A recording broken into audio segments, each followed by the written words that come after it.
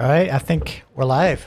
So tonight, I think I'm just going to go ahead and build random shit that I always wanted to build. No real concept, just taking care of a bunch of different things. We'll see where it goes. There's a lot of things that I wanted to build since forever, and might as well do them tonight.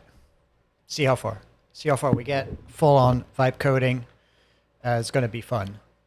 Let me set up my AMP code key because I need to switch over from the one I use for work.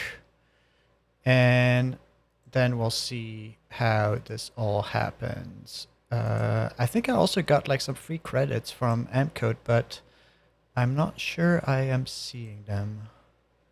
Let me see. I have 30 bucks free, 10 bucks on my own, and then the team has 30 bucks left. So we'll see. I'm pretty sure we'll burn through that tonight.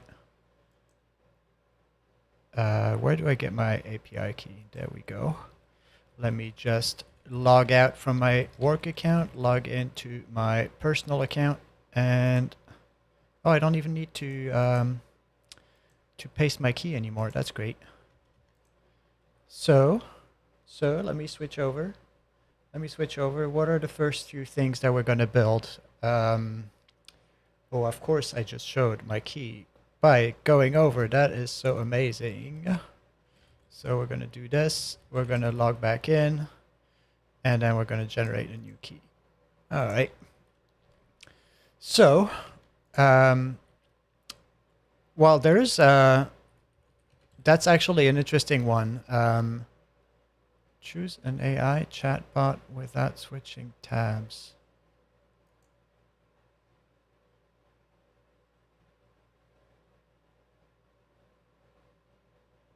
Okay.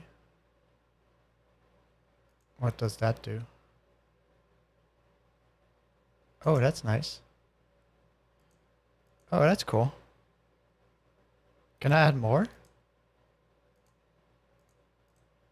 Eh. What are we gonna do? We're going to, well, ask. I keep showing my credentials on my programming streams. How do you think I should best manage that? Because I'm getting used to basically what I pinned to my profile, right? It's like this meme here. I keep pointing back to it, but it's actually a surprisingly hard skill to just be like, yeah, well, I have this problem, and actually think of just pasting it into O3 or something like that. I find it surprisingly non-obvious to do that. And so, for example, another question that I have, and I'm going to put it in while I think of it, is I bought a drone yesterday, like a mini 4K drone, which is great, which is really fun, really, really fun. But I bought the Mini 4K, the cheapest one from DJI with a decent camera, and it's not supported by the SDK, right? So it's like, so what I'm going to say is, what's a good drone with a good camera that is not expensive, that comes with extensive SDK or at least some API programmability? For example, I want to compute flight path and have it execute them. Because one thing I want to do is, since now I'm not a great pilot and I don't want to be, I mean, I already know from video games I'm just going to suck, is I do want to fly a certain curve and then, like smooth it with different things. And it's funny, during the smoothing, I actually had like a whole research this morning. Um, you want to do things that are like jerk continuous to make really smooth things. So you don't want to just have like continuity in the speed. You want to have continuity in the changes of acceleration. And that's something that I was confronted with a while ago when doing 3D printing and motor moves. So it's funny to see these algorithms come back up. Except we were doing it in a single dimension, and obviously the drone is going to be in like it has four rotors, so it has to do like four of those. Although I think you can do a jerk continuous like 3D curve and then map that to the 4 rotors. I don't know. I don't know enough about it, which makes me realize, okay, like let's write a whole book, scientific software control systems about drone control flight paths for an experienced software developer. So again, let the AI code it, right? It's in this case, just let the AI research it. And the write a book is like not only like a prompt technique, um, but it's also what I want, right? Like ideally, I would have like a really good book about this, and then usually I do this. So all these words here, it's funny to see them to revisit them. Although back then when I learned about like LQR optimization and stuff like that, obviously we had PID quite a bit in the 3D printer, but then we did a bunch of state space stuff, and I integrated in yes, of course. And then 6, I'm going to say 100 pages. So I'll show 2 different techniques of doing these kind of books. This is probably going to put out like a 30-page book, I think. Another technique here is to, I think it's Control-Shift-O. Yeah, all right. Create a table of contents for a technical book about quadcopter flight control system algorithms and motion planning and all that stuff needed to create beautiful flight path for cinematography shot or whatever. Because that's actually what I want, right? Like I'm actually interested in like flight path for taking videos. So I'm literally going to put that in because I'm not going to try to outsmart the AI until at least I know exactly how I should outsmart it. So, right, like these things I was kind of thinking of it about it, but these are great. These are like just things that I actually didn't know about that I want to put in. Otherwise, I would have gone straight into optimal energy, optimal planning, which I know about. And I'm like, yeah, but I actually already have books also. So I do want to give like the model the freedom to roam. And that's always easier when you just put in what you want, right? Like if you start doing this, you're going to restrict what the AI is going to do. And often, I mean, AI suck at doing something restricted, right? Like they're great at just like doing something. Once you start having to restrict them, then the question is like, okay, how much value do you get out of these restrictions?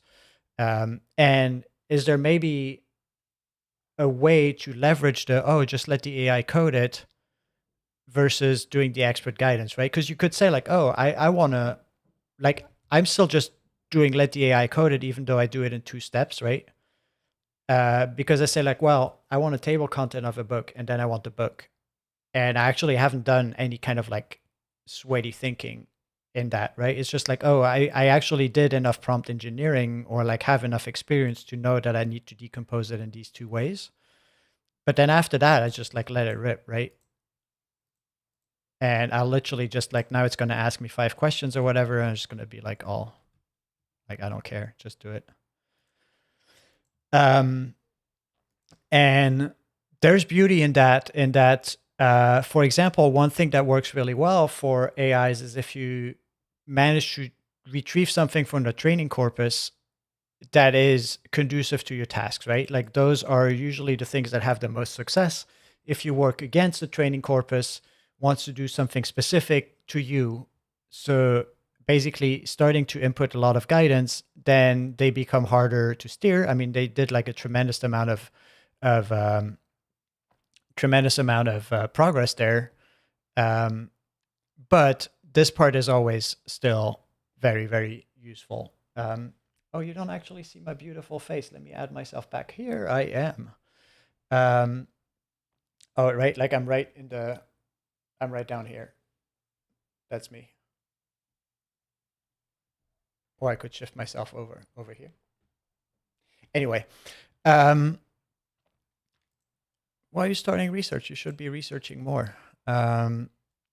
And now we can go back to, for example, this. Maybe there's good ideas in there, maybe not. I'm much faster at judging things that I want or not based on my experience, right? So there's often like this thing that comes back. It's like, oh, well, you have a lot of experience, so it's easy to say, like, just let the AI code it. I'm like, sure. But also, I'm really not that great at all of it. And I keep discovering things here that actually are really useful. And since I don't know them, I will actually ask the AI to either do it. And there's a big chance that me doing something I don't know about will just not work very well because the AI will start doing things. I won't recognize that it's doing nonsense.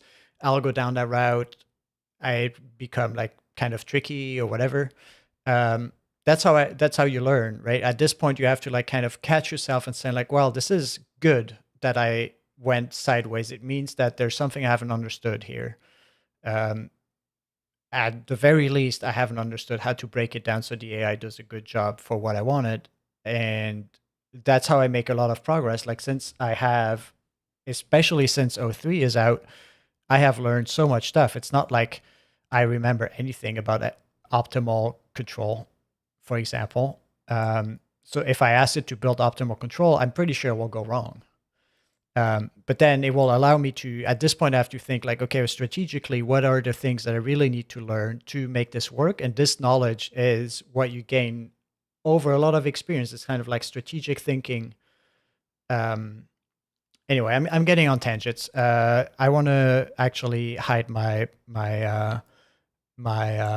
credentials. So the problem is with the environment variables, I still find it like pretty easy to get that.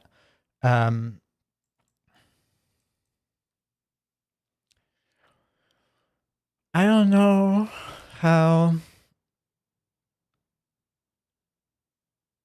Panic script is pretty nice. All right, Panic script is pretty interesting. Because things I want to do tonight is like, say, there's a bunch of Gemini tools that I want to use. Composite blur OBS plugin. It runs Tesseract in real time. Holy shit. That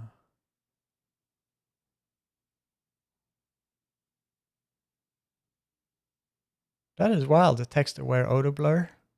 People have experience with that, like having a real-time model that analyzes my screen.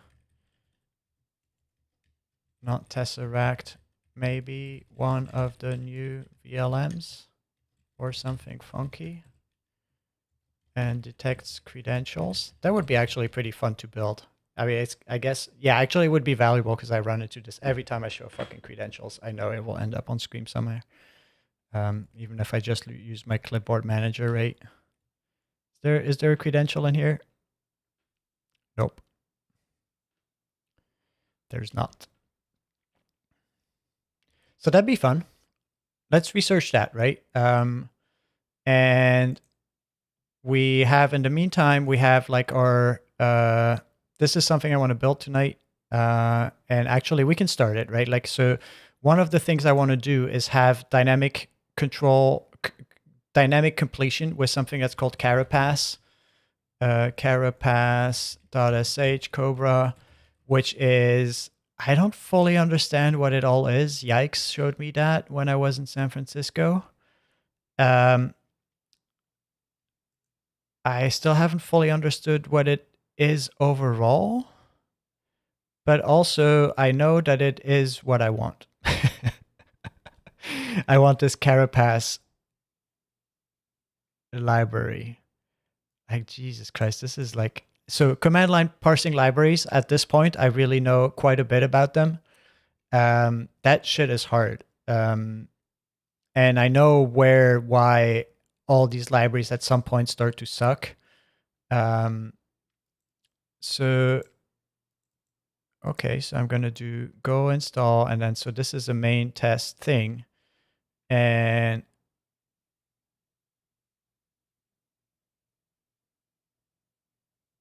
Add the helper to every shell, but I don't need to have Carapace installed, right? Well, we'll see. Let's try this out. So I'm gonna take this. I am going to.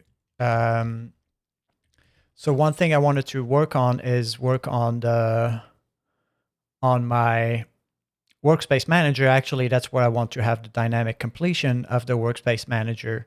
So what we're going to do is VSM create, and we're going to create a agent source. So this is also something that I want to improve tonight. And then we're going to say add. Oh, it's not GoGo Labs, right? No, it is GoGo Labs, and then also the workspace manager. And while we're at it, we're also going to add Glazed and Clay, which are like repos that I use. So we're going to say add dynamic Carapace completion. Now we can see. Now I would like to do WCD and autocomplete with all the things that I just created, but I can't. So that's exactly why I want to have that. I just created a workspace with my 4 checkouts, and I exactly want to have this completed. So what we're going to do is one other tool that I want to have. So I'm going to actually start opening a document to make a list of all the tools that I might want to build tonight. And I know I should put this in a repo somewhere, whatever. I'm just gonna do this in my Obsidian for now. So tools to build.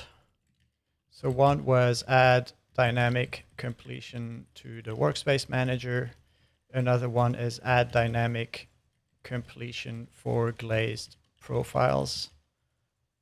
I'll get back to what that is. I just had an idea, but add a tool to manage ttemp folders.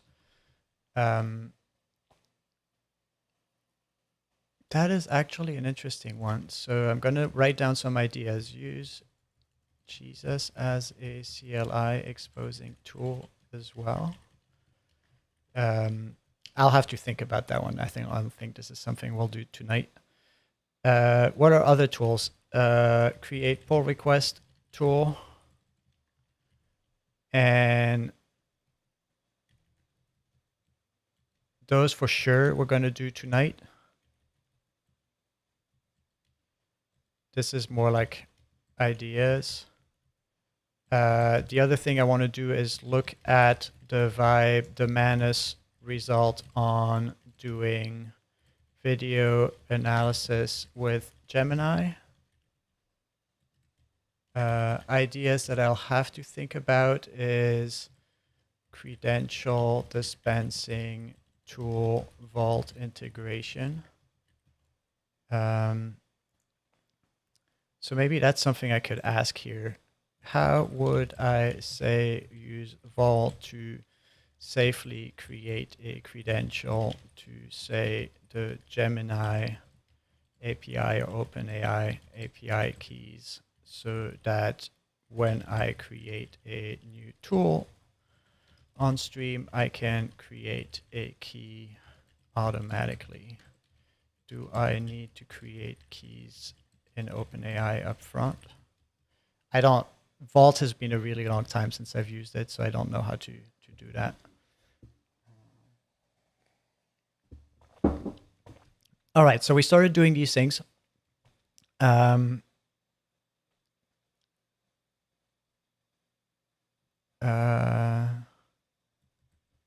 Tool to manage ttemp folders. So I think this is something we might want to do start tonight. Tool to manage ttemp folders. I know it's down there, but this is more like I want to think about this idea of using it through JavaScript. But we are in our Carapace start, and what I'm going to do now that we have this workspace that I created, I know I have a shell somewhere else where I have it. This is also annoying. I wonder if I can make a prettier UI here. So that would also be something. So we can do a section for the workspace manager.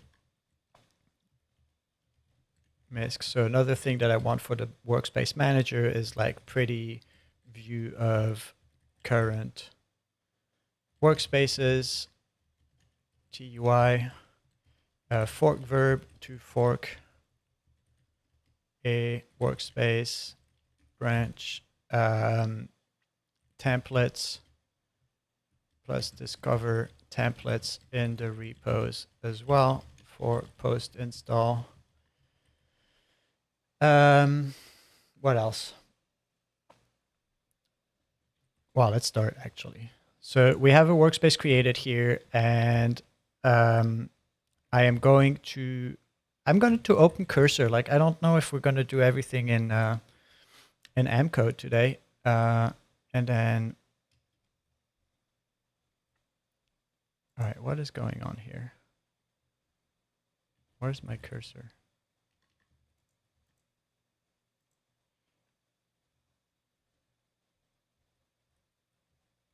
So this is the stuff that I keep forgetting how to do this. I think that's what, yeah, I keep forgetting my i3 shortcuts. All right, I think we're good. We have our cursor open. I wanted to stream in 4K, but if I do it 4K, I can't mirror my screen because I've got this weird resolution. So one day maybe I'll stream in 4K. I was told that this is blurry.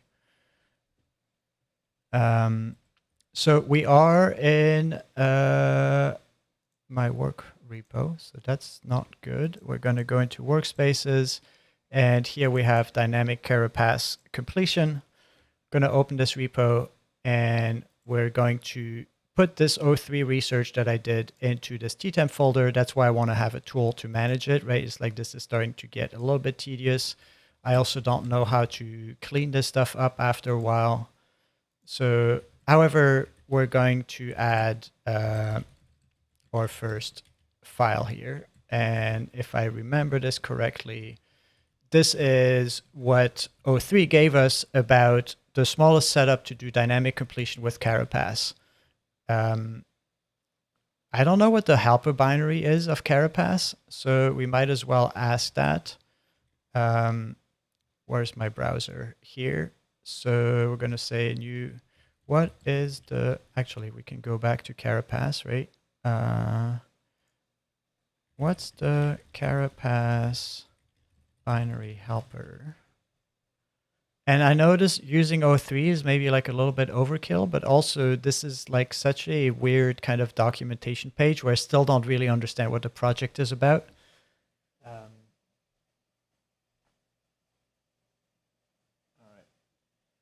Goodbye, TwitchBot. And we'll see what that does, right? And however, we can go back here, and I'm tempted to kind of just like have it built here. And it's been a while since I used, I don't know. It's been a while since I used like different models. Let's use DeepSeek. Let's see, implement this in command experiments, Carapace, dynamic. I've never really used these free models, like free. So I'm curious to see if this seems like kind of in the realm, because it's basically copy pasting out of the markdown. I'm kind of curious to see what happens. If people have more suggestions of what I could try as models, I'm happy to take that. Since part of this is also just exploring things. I've also never used background models, which maybe I should try at this point. I've heard good things about Gemini Flash. Man, there's so many models now. It's just like, I have no fucking idea.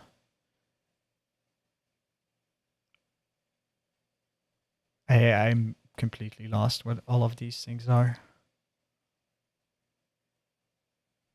Which maybe is good. I definitely do want to play more with the free models. So let's look at the thinking stream though, because I always enjoy doing that. And I don't know if I can zoom in, however. The main steps, I would start by creating the necessary Go files, the user, but wait, but wait. So here are the tools needed. And then it does tool calls which are not interpreted as tool calls.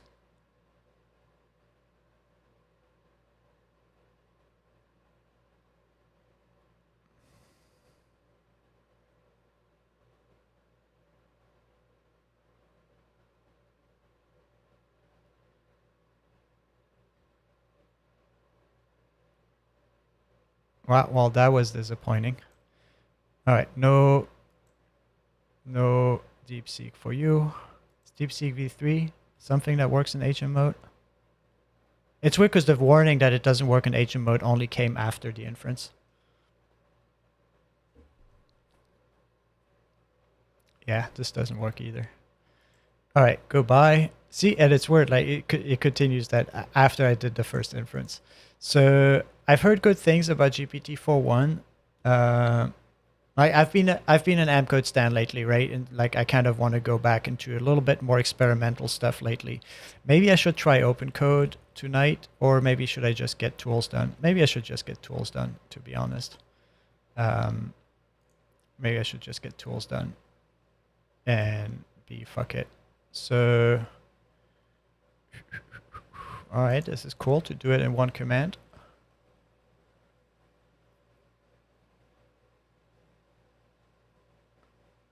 In the meantime, what did our O3 tell us? Carapace is a tiny standalone program. Once you add one line to your shell, it registers itself as a universal completion engine for every command that knows how to talk to it, including your own Cobra app.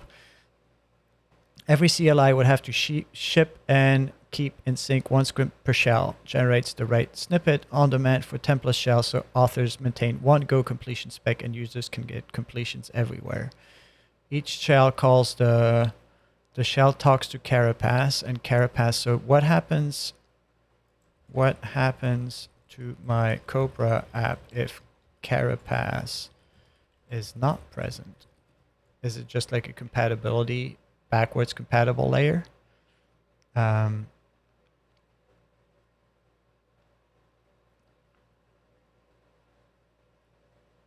Oh, it did the gomod init, which it shouldn't have done, right? But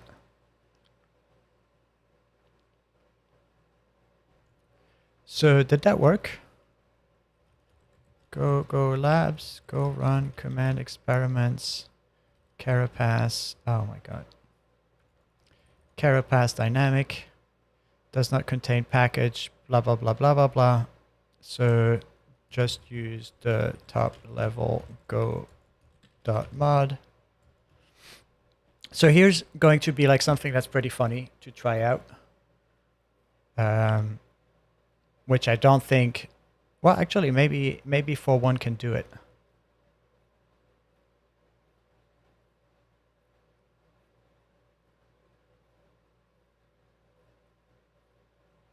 All right, cool. Use tmux to actually and write send keys to the tool to test the completion, right? Use tmux attach t Carapace. So we're going to create a tmux session here, right? Tmux new session t Carapace. And this session is going to be used, use capture pane to read the result. This will allow Cursor to basically do interactive stuff with the shell. That's kind of like not all that easy. Why did this not work?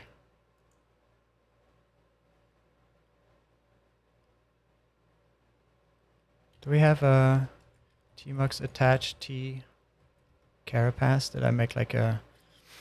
So now it's going to send the tab key, right?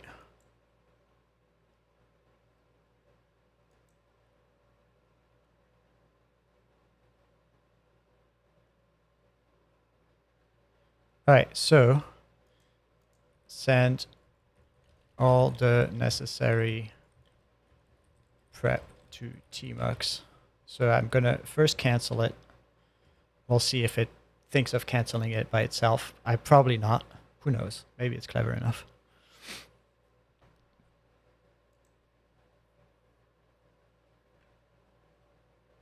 So we're going to let it work.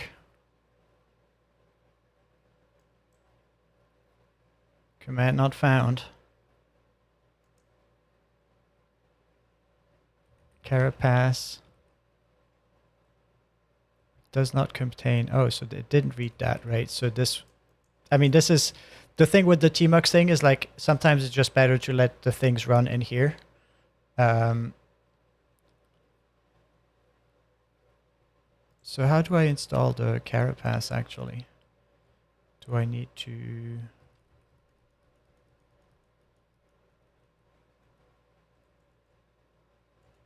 Is it this? How do I install Carapace? Caparas, that's going to be like my favorite typo of the day. Install. Pamak, damak, pamak, bangam, bangam, ba ba ba da ba ba da. There's no go install. Okay. Sure, I'm gonna install it through.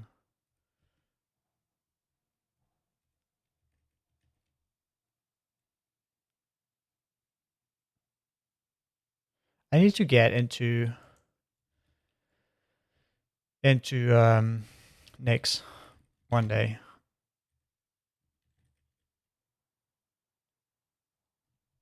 Listy fury.list.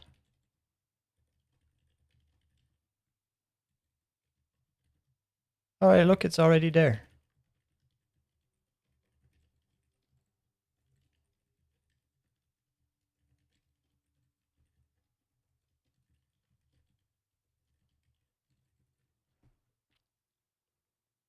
Oh, it's already there.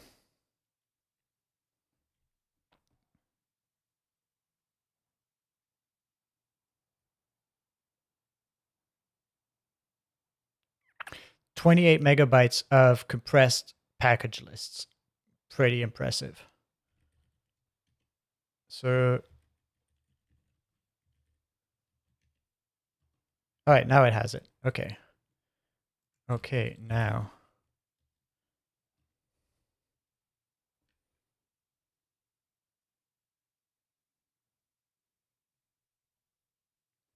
So source first, right? We have to source first.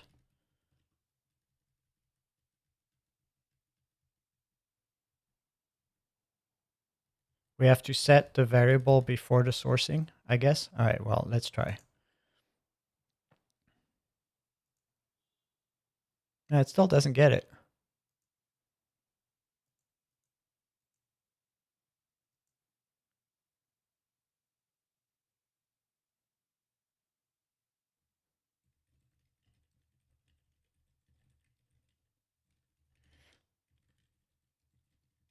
I think it doesn't fully understand what I read before. We do need to source this stuff, right?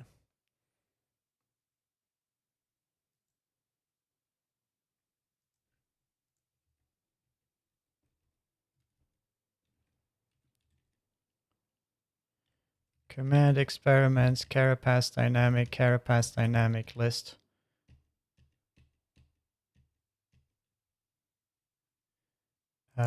Okay, well, I don't fully know what this is supposed to show me. Is this supposed to show me a completion? Is this because there is no completion being defined? That is weird. So maybe the O3 generated tutorial was not all that great. So we might just go back and then read some documentation here. Carapace documentation of the library is a command line library for support for, oh, those are links to the shells. It's hidden subcommand. So shell command is optional.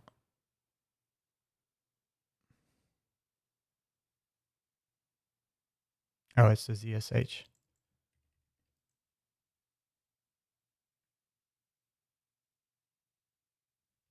C lazy complete. I think I already did that. And then bash any completion for any positional argument not already defined.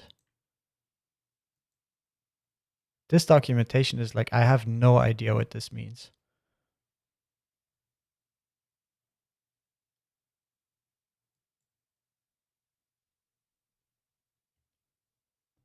I literally don't. Like, I mean, I kind of can guess what it is, but like, why, how am I supposed to understand this? In a nutshell, completion bridge, completion example application. Freckles is based on Carapace and is used. Oh my God. So let's look at the code of all of this. This is so wild. The list command has this, then you initialize the list command. Oh, this is the documentation. Dynamic main.go. I'm going to accept it all. It has a Carapace gen, root command, add command, standalone, enables Carapace and disables legacy completion, positional completion, action callback, fetch items returns this, and then it returns action values items for the list command. Action value completes arbitrary keyword values.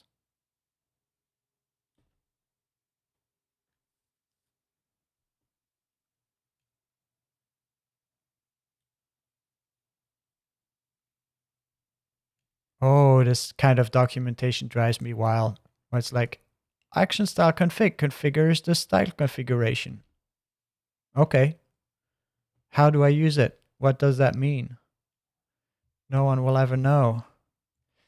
The problem is that I can't get the completion stuff here, right? Which then, if I parse this correctly,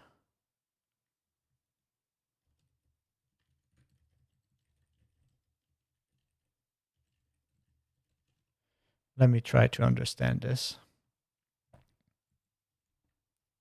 Provides tab completion for Carapace dynamic and ZSH shells. Calls the external Carapace dynamic binary to call. So maybe the issue here is that we do need to build this and put it into the path, right? So Carapace dynamic, go labs, command experiments, Carapace dynamic. Why don't I have tab completion on the go? Go build is not an STD.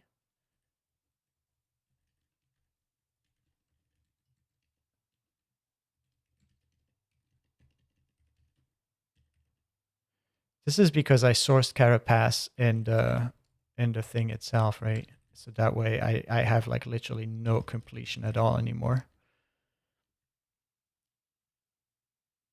Carapace dynamic. Go build. So why did this not complete? Because I do need a dot slash. All right, so if I do Carapace dynamic. Oh, now it does it. Okay. So if I close all of this and then I do source Carapace dynamic completion. No, Carapace, right?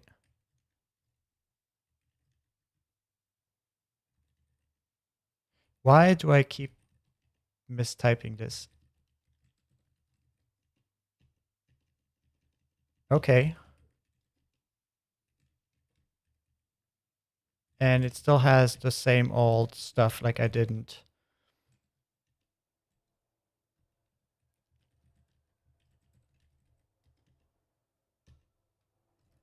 All right, that's nice. Okay, so this worked, right? It just needed to be called the right name. And if I do the completion, yeah, that makes sense in hindsight. Okay, cool. So I guess we're going to add that. And I wonder if I should stay in cursor or if I should switch to something else. Actually, let me just continue in the same. Do I want to keep all this garbage? No, I don't. I'm going to start a new session. Because now we do have the workspace manager over here, right? So I'm going to try two things, which is I'm going to say in the workspace manager, go work use dot, and I'm going to say add dynamic carapace completion like in main.go, like in dynamic completion.markdown to the list workspaces repos functionality in workspace manager. Oh, is that enough? All right. And if this goes sideways, we'll just try it in M code where I know that it will kind of work, probably. So pretty good. One thing that I'm kind of very curious about is like this documentation is such confusing stuff. And I mean, because Yikes showed that to me, I hope that this is maybe an open source project that's like a little bit AI friendly. Because goddamn, this documentation is ass. Because what we can do, and you know, maybe we should just go ahead and spend some tokens as a sign of our appreciation. So we're going to go into others. We're going to clone this thing. Then we're going to go into Carapace. And are there other repos that we should take into consideration? Carapace binary. We'll look at that later on. Multi-shell completion bridge. Should we actually... All of these looks pretty cool. And they look like the same brain kind of approach than my stuff, right? Because I'm like ranting about bad documentation, but like I noticed that my documentation is pretty bad. So actually, let's try doing that as well, which is create source. So why don't I have the tab completion here? Oh, there we go. I optimized my shell with like a bunch of lazy loads and stuff behaves like a little bit weirdly. Anyway, add glazed top level documentation. And we still don't have dynamic completion, but we'll get there. And here I'm going to start AMP. I'm going to say update. Actually, I'm going to go into glazed, go work use dot. I'm going to call AMP. So my glazed library is like kind of the main library that I use for kind of everything. So I'm going to say update readme.md. That is way too old to reflect the new main functionality, which is commands, structured data output and manipulation, parameter parsing with layers and middlewares, and then help system. Use VHS by Charm Bracelet to create GIF animations.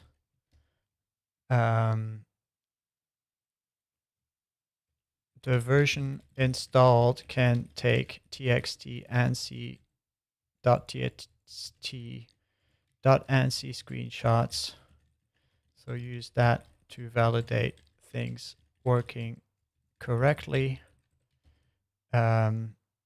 Browse through glazed PKG docs to find more information as well. Then, yeah. All right, let's just let it rip. Let's just like spend some money to just like update my documentation. I've been talking about this for so long. Better do do it as well. So let's go back to Carapace, which we're also going to amp code. Do you want an agent for this code base? Yes. And we're just going to see what this dude does.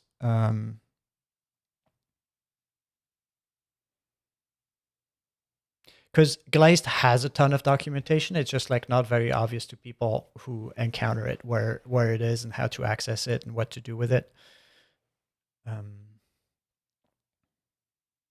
So this is create an agent MD, and then we're going to say create like a very nice onboarded extensive tutorial.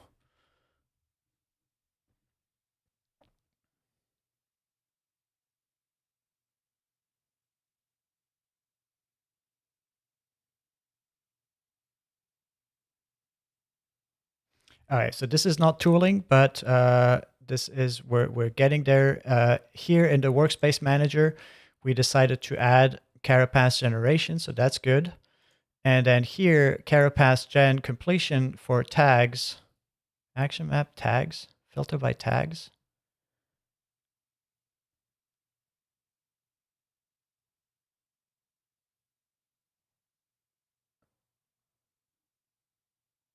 Okay, but it's not just tags. Also actual workspace. Oh, when, so it's for WSM CD.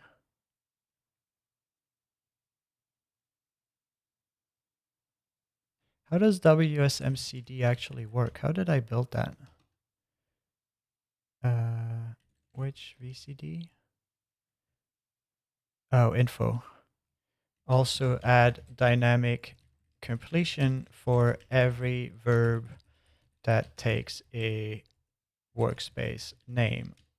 For example, info, delete, etc. I totally forgot that this is the actual functionality. We have 3 things running. We have documentation here. Create a tutorial folder in which you will create a tutorial MD that covers all the features in detail, and also create the code accompanying that tutorial to make sure things work. Also create a set of exercises in growing order of difficulty and their solution to make sure things work, but the solution is not mentioned in the tutorial itself. I'm just making stuff up. It's just like what I would have done in my... I mean, I'm just literally telling the AI what I want to have as I stream of consciousness style. I'm not like putting any effort into it, just letting my vibes guide me. We can see that it's starting to modify the VHS commands on the left here, which is pretty nice. Other features that I want to add. So this is work in progress, right? We're building this. The reason I kind of don't want to have like AMP directly read out of this file is that I don't feel that this is a precise idea enough. That is in the top level folder, which is like often I'll update stuff. I want to put, for example, this VHS stuff into the top level folder and commit it back to the template directory it came from. There's like a bunch of things here that I kind of want to mess with. So in the meantime, we had like more research, right? Like, so the Carapace binary, it registers itself as a universal completion engine for every command that knows how to talk to it, every CLI. So how do you do it? It works with your Cobra app. Carapace's bridge, let the helper reuse completion written for other frameworks.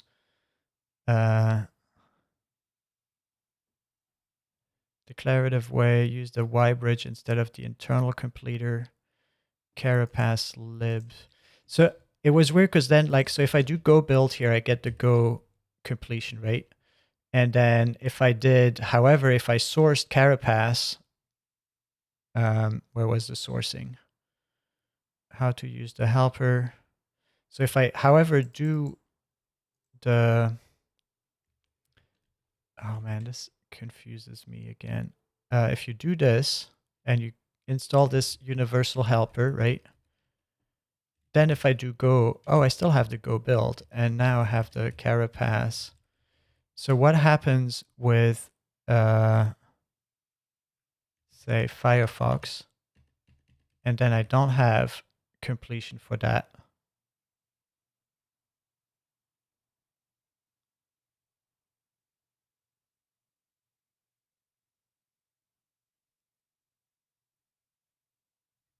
Carapace list. Holy shit.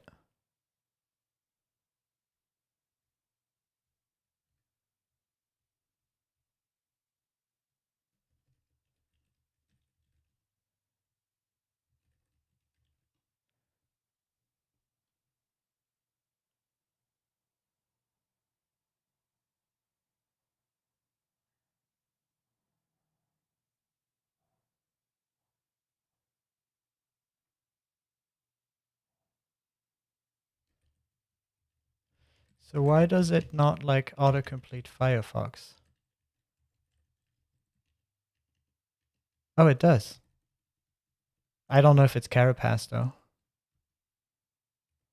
All right, well, anyway. Another day, we're just going to see how far it goes with the documentation here. And here it created a validate README, which is pretty nice. Testing Glaze tool basic functionality, which is the field selection, all of that. Then I want to create tutorials as well. So this was like a pretty nice prompt to do, right? Oh, and then we could, what about the prompt renderer? Then I also want to have add screenshot extraction to split video. We'll come back to that.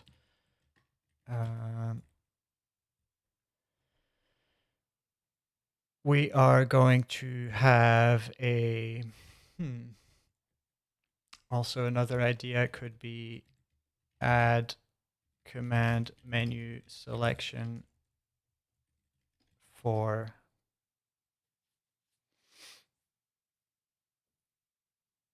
Pinocchio prompts. I don't know. So the prompt for the tutorial here is maybe something that I want to reuse. So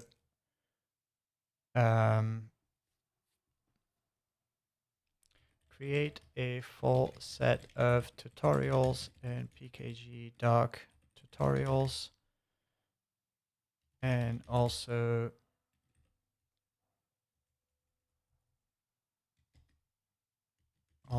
link to these tutorials in the README. Also create a set of exercises. So also create the code in tutorial, glazed tutorial. Create all the code to do these things. We're going to continue. What is going on with the Carapace tutorial over here? I wonder if I should have told it to further use the tmux, or if I should just use VHS as well to test these things. So I'm going to add it to use VHS to record some GIFs. So that's also pretty nice. I'm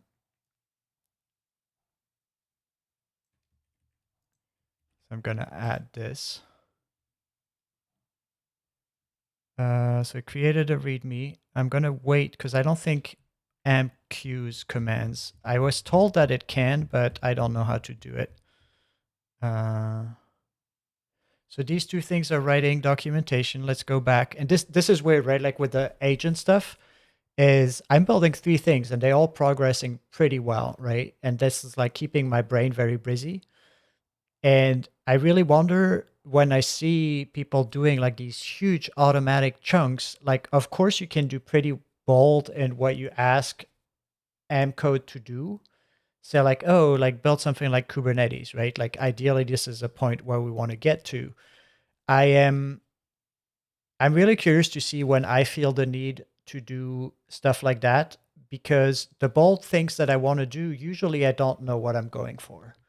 And because I don't know where I'm going for, I do need to be kind of in the loop usually because if I let the agents go on too long, they will go into a direction that kind of destroys the use that they bring me, right? So for example, this morning I had like Manus build a whole like kind of drone path mapping thing and it did something amazing and it wrote like a lot of algorithm code and like none of it works, which doesn't mean that it's like because I know well enough what this is all going for, um, where this is all going for, it's not useless. I just have a lot of scaffolding, but I couldn't, right? Like it ran for 10 minutes and then it made like this big mess. And it's like, well, I can't, like, it's right to stop, right? And then, however, if I do things where I know that progress is made, um, then I am kind of at some point more than 3 or 4, I'm kind of getting really challenged brain wise. So here I'm talking on stream, so I can only do 3, and those are like not really complicated things right now, but they do get more complicated as we go. So what we can do, this is all pretty good. I'm going to assume that this works. What I'm going to say is like use VHS by Charm Bracelet to create GIF animations. Use the VHS. Use which one do we have? Which VHS? It's this guy here. To create nice demo tapes for Workspace Manager completion. And we'll see what happens. Man, I just told you which one it is. All right, well, that was funny.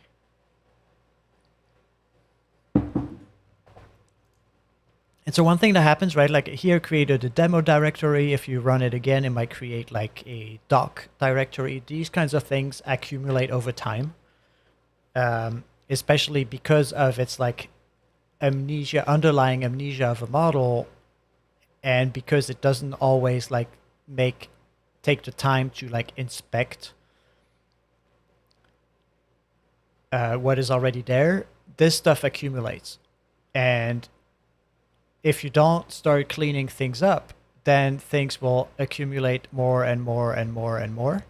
For example, this, I would like to ask it to update it to be up to date, to be at its latest up to date, right? And there's a whole kind of thing here that is just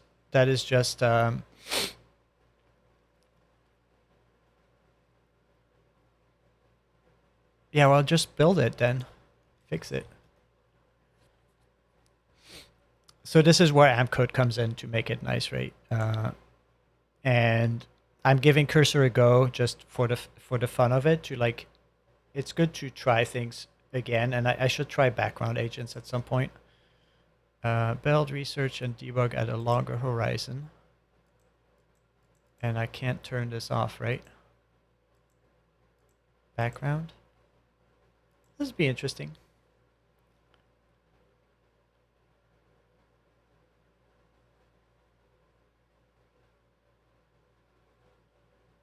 So can we refactor this? Can we refactor all this duplicated code?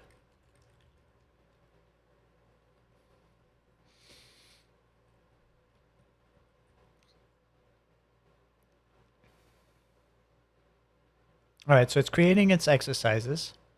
I'm really curious to see what comes out, right? It's like maybe I should have told it to test its things earlier. So 4.1 is always like, oh, do you want me to really do this and then reuse it? Yes, please.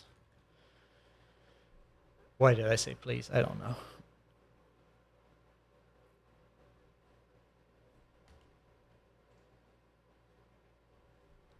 All right.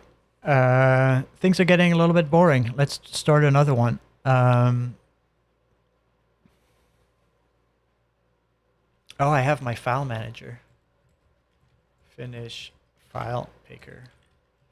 So do I still have a repo for that?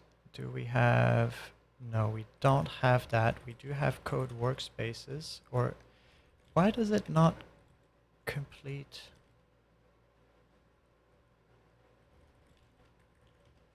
See, so when I open a shell and I do cd, well, no, this time it works. Oh, it's because I don't have a workspace. Okay. Google Labs, Agent Mobile App, Pocket Flow. Oh, I had like a shit ton of stuff that I didn't merge. No. Refactor Geppetto conversation. That's definitely something that I've merged.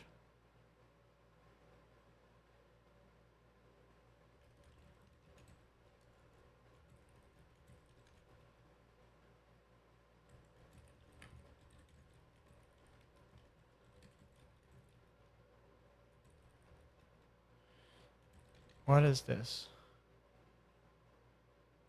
I'm pretty sure I merged this shit. Alright. Anyway, what did I want to do? The file picker. So I think the file picker is here. Find dot name file type D. Command apps, file pickers, experiments, bubble tea file picker. This is the one. Go run dot. All right, cool. So what we're going to do is we're going to create a new file picker. We're going to use GoGo Labs and Boba Tea. And we're going to call this finish file picker. Right? And then we're going to go into this directory. Oh my God. And we're going to go into GoGo Labs. We're going to do go work use. And we're going to ask it to finish the file picker by making sure that all these features work. For example, I know that copy paste doesn't work. So I'm going to actually update this guy here and add guidelines to the agent MD for terminal UI guidelines, and then put in this VHS stuff. Use VHS by Brace Bracelet. The version installed in can take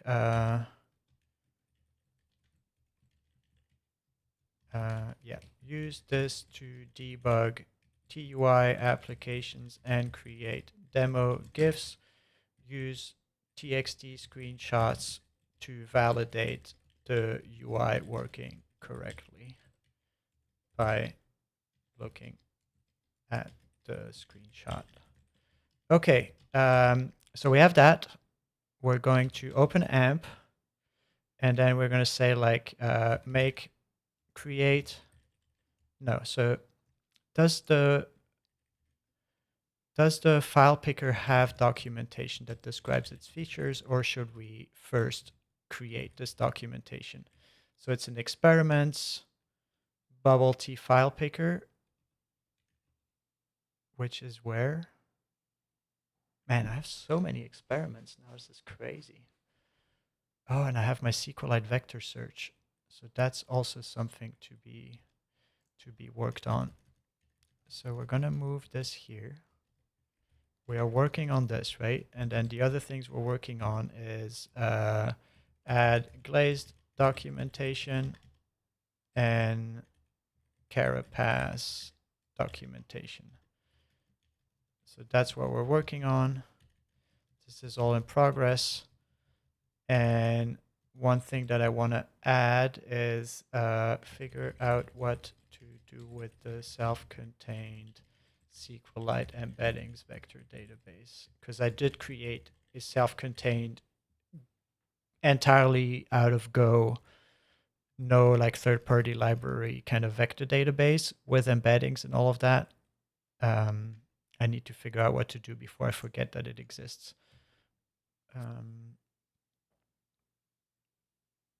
All right, so the tutorials are working. And then the file picker, I don't remember what the file picker actually does. So it's in 2025-05 here. Do we have a list of features? Tier 2, Tier 3, Tier 4. Okay, and we have demo, we have a bunch of tapes. Okay, using VHS, make sure that things like copy paste work correctly in Bubble T file picker. See all the existing demo scripts. Use VHS plus text screenshots for validation, but also create demo GIFs for the website. All right. So that's running as well. I wonder if I should put in like a little amplifier. Do we have that? What's like a good symbol for amp? Code? No, robot. So we do have a session going on here.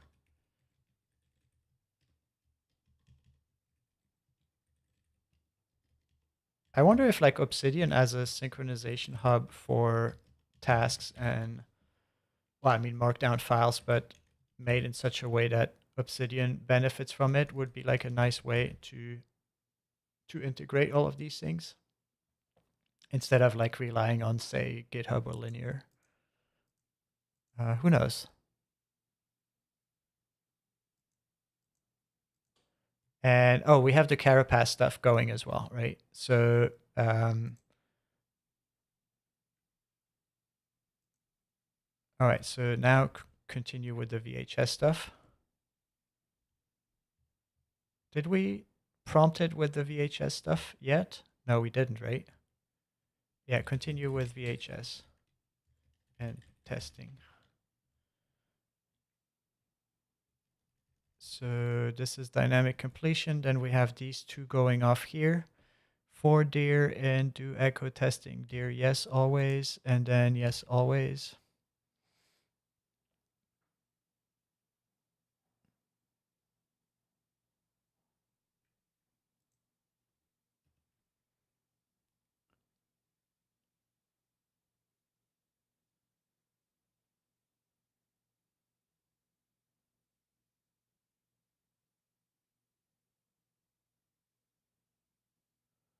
Well,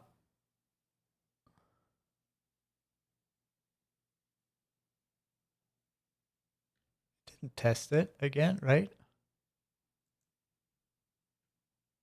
12 tests passed.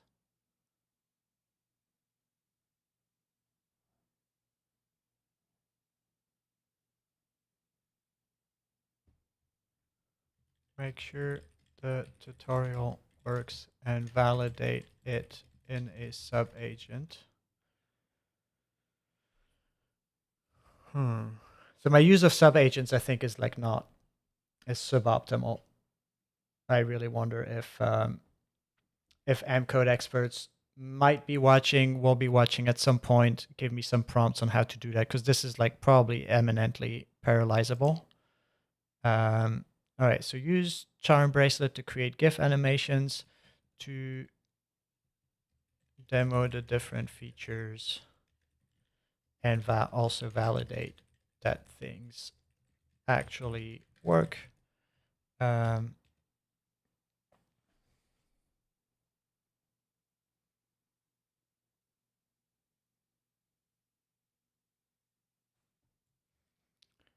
the meantime, validate this. Yeah, VHS runs always.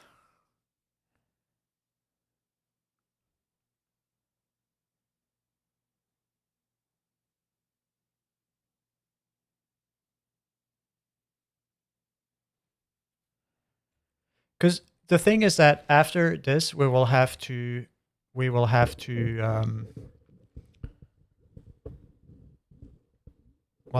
the docs to make sure that they actually work, right? The tutorials, because there's a good possibility that this is all okay because we have it like validate things by itself, but like that doesn't mean it is, right? It's like it could very well in its test just say like, oh, like, well, actually it doesn't work. I don't care. I'm just going to assume that it works, which it tends to do pretty often at some point, right? Where it's like, oh, fuck this test. I'm just going to replace it with like not implemented, return success. And you have to verify these things. You can't just ask the model while it's building. Maybe it makes sense to have like a second model, be just like, oh, you don't know anything. Like, please go through this tutorial and test it. Actually, we're going to test that. Where we clear the context entirely and we say like, go through the tutorials, make sure that they work, pretend that you're dumb and do it. So actually that's a good cross-validation thing because I do want to have like this kind of documentation writing agent workflow where you actually want the context to be cleared, right? Like that's the validation step is actually don't just clear it all. So this guy here is, what is this doing?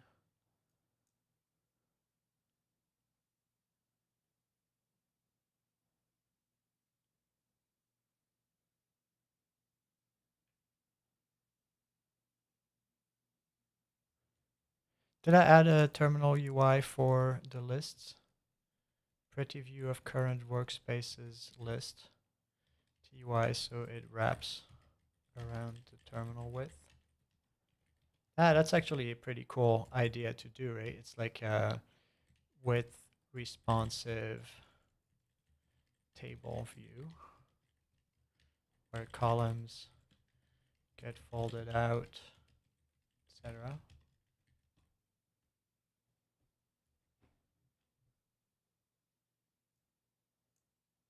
Yeah, I should have done this in AMP code, right? Like you can see how much time we're losing.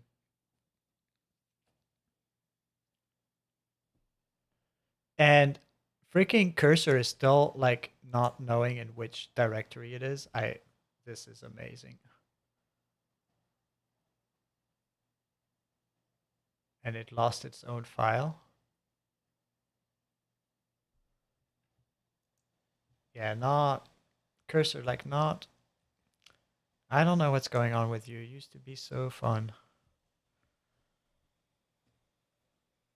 Oh, look at that. It's validating a complete tutorial system functionality.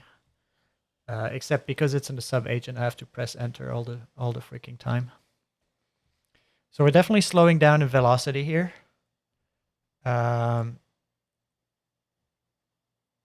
Partly because the only actual feature that we're building is the one that we're building in cursor, and it doesn't like really do much progress.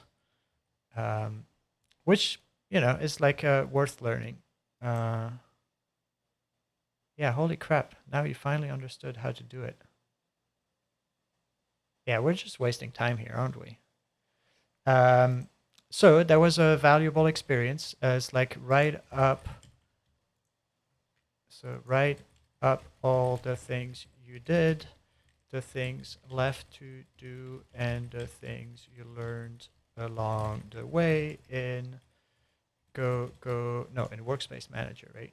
Workspace Manager dash ttemp 250626 learnings, report and learnings while adding Carapace functionality and validating with VHS.md. I like really putting a lot of context in the file names because I will have to do it anyway when prompting with a shorter file name, and then ls tells me what a document is for.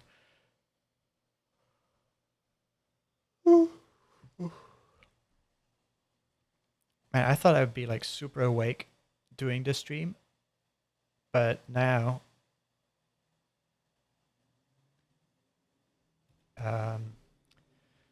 guess it's like post Adderall crash or something, because it didn't work very hard today, but it did work very hard last week, so it's definitely taking its toll.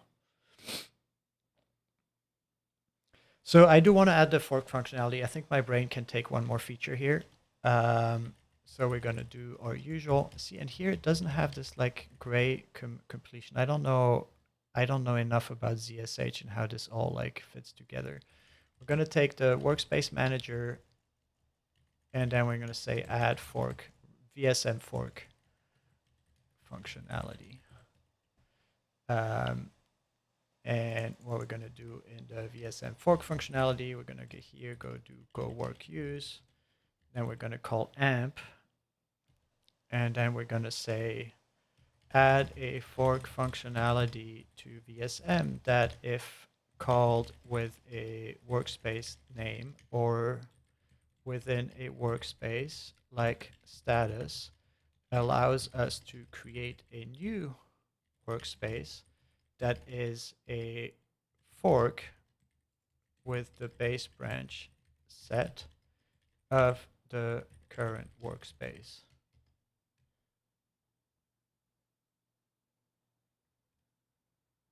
All right.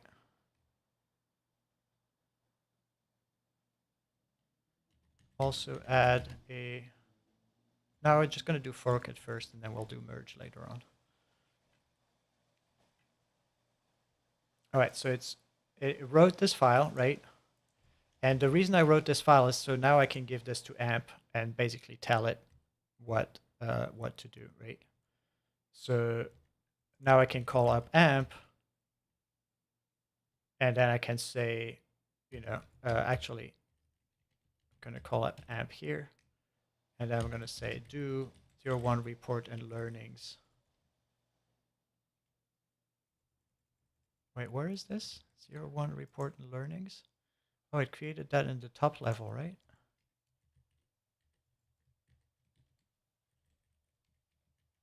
Cat ttemp. Yeah, it's there. So I mean, I guess I could even do this.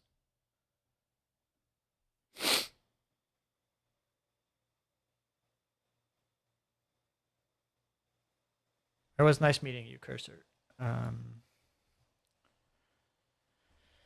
So we have this cooking, we have this cooking, we have this cooking, we have this cooking. So we're cooking the fork as well. So we have 5 cooking now.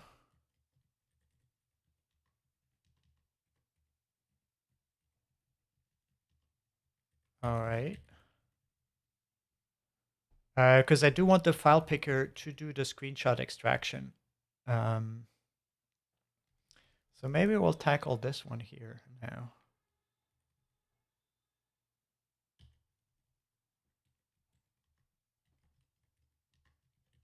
Now I wonder how fast I'm going to burn my credits at this point.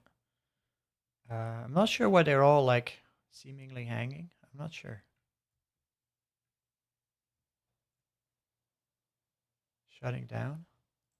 Oh, I guess I can't do that. Implement ttemp 2506. Yeah, report learnings. There we go. Alright, this seems like a good spot. We're gonna do create agent source VSM fork functionality when it's like VSM pretty list table. And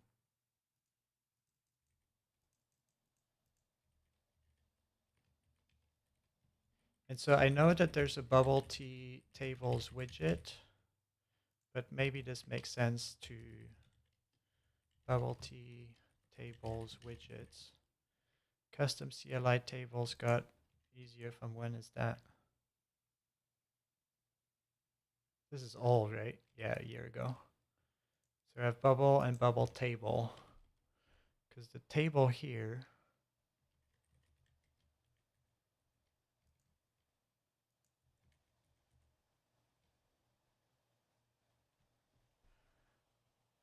and then the table here. When's the last commit here? 8 months ago?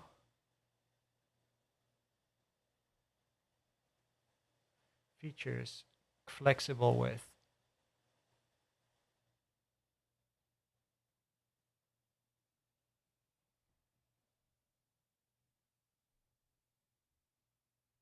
Flexible with.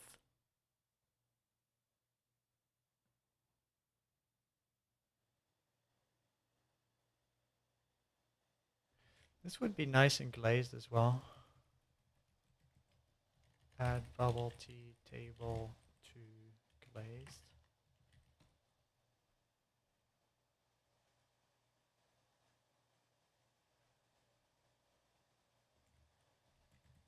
Add style parameter to Pinocchio.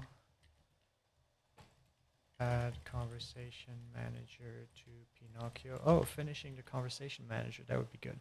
Okay, well, our first things are happening here. Write a report on all the things you did and had to fix and what worked well in TTAM 01236. This is in GoGo Labs. Report on polishing the bubble tea file picker. This should also include an exhaustive QA test list for me to verify all the individual functionalities myself. All right, run solution file info glazed solutions. Yes. Fix critical tutorial 1 implementation issues. See? I'm not sure what's going on here, but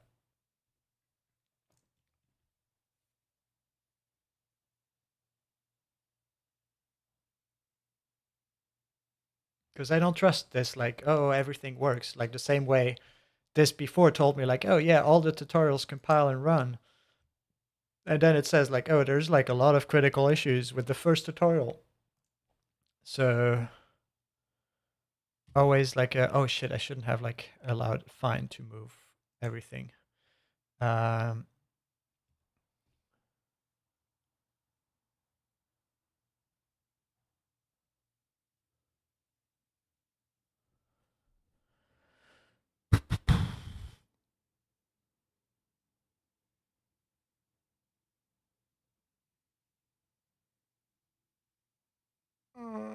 I'm not sure deleting the tutorial is all that good of an idea here. So let me see. What was this? Carapace?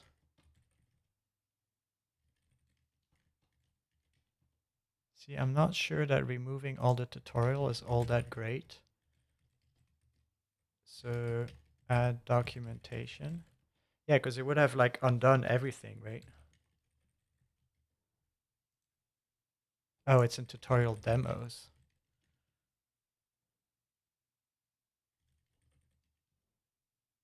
Yeah, okay.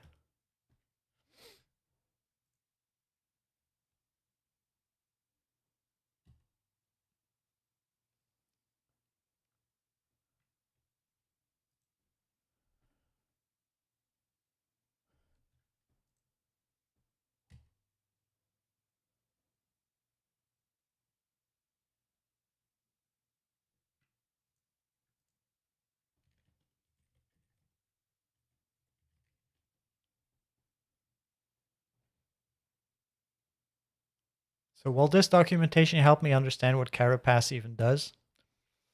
We'll see.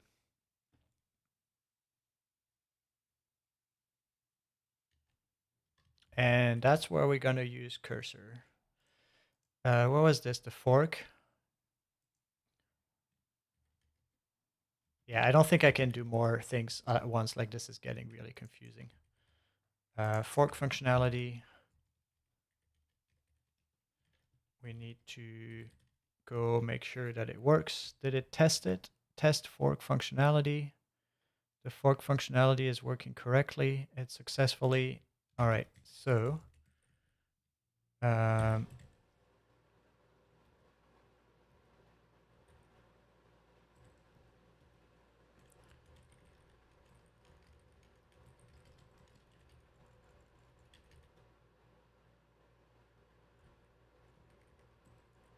all right, cool. So this was the fork functionality. And where was it? Okay. Now add a merge functionality in a sub agent that allows me to basically merge and then delete a fork. back into its parent branch.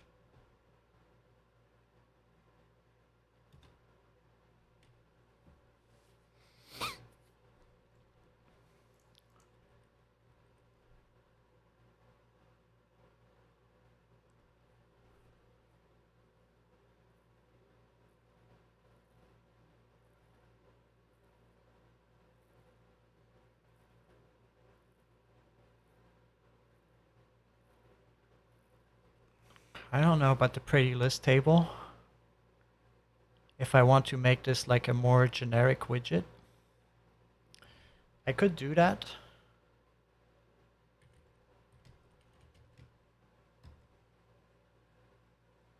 This is also pretty cool in the workspace manager. Using dot as a workspace name will look up the workspace, the current workspace.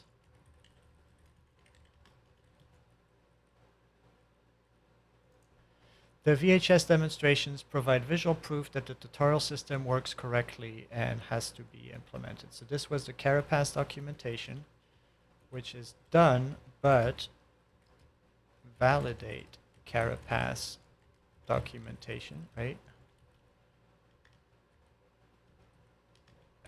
Then we have finished the file picker, which is also done, but we do need to validate it. Why is Obsidian so slow to press the escape key? So this is done as well. We have a sub-functionality here, which is robot add merge verb to, okay. The glaze documentation is still running, or is like in more sub-agents. Okay, so write a full report on what you found out, what you did, what problems you encountered, what is left to do, and how in glaze temp. Report on adding and overhauling glaze documentation and adding tutorials.md.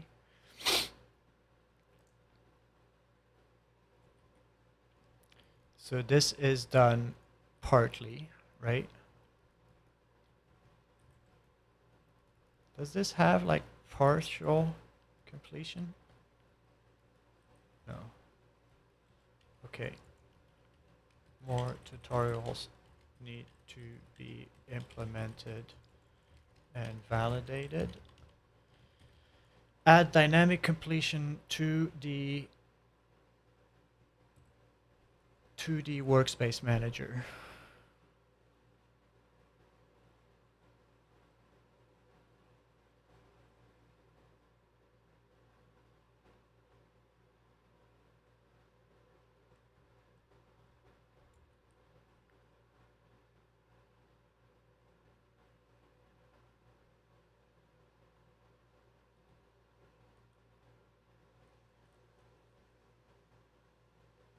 So we do have things to validate, right? Like my brain is already a bit fried, and now comes the real work, which is like, oh, does this actually do what I want it to do? Which is like now mostly my main work, right?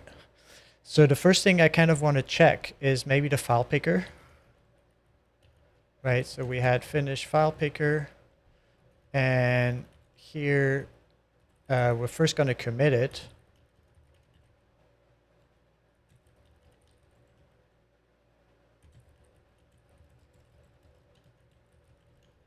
Right, we're gonna say like add. Did it actually fix the bugs? It didn't fix anything, did it? Add a lot of test tapes for the file picker. Okay, so it didn't actually test stuff, right? The report on polishing the bubble tea file picker. So that's going to be interesting to look at. Glow. This dude over here. And so it successfully validated and polished the file picker, confirming all tier 1 to 4 things work correctly. Build application successfully. Validated existing demo structure in demo. Created validation scripts using VHS with TXT screenshot outputs. Verified copy operation stores files in clipboard. Verified paste operation correctly copies files to destination. Created comprehensive demo suite in copypaste.gif. So let's try this out. File, home manual workspaces. We're going to go in here and we're going to finish file picker. It's under command, experiments, 2531, demo, copypaste.gif.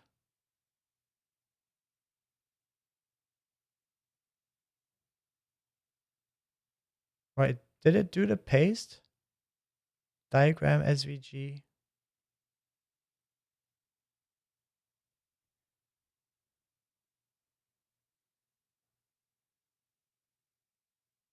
I guess it did. Interesting. Oh, why did I close Firefox? I'm an idiot.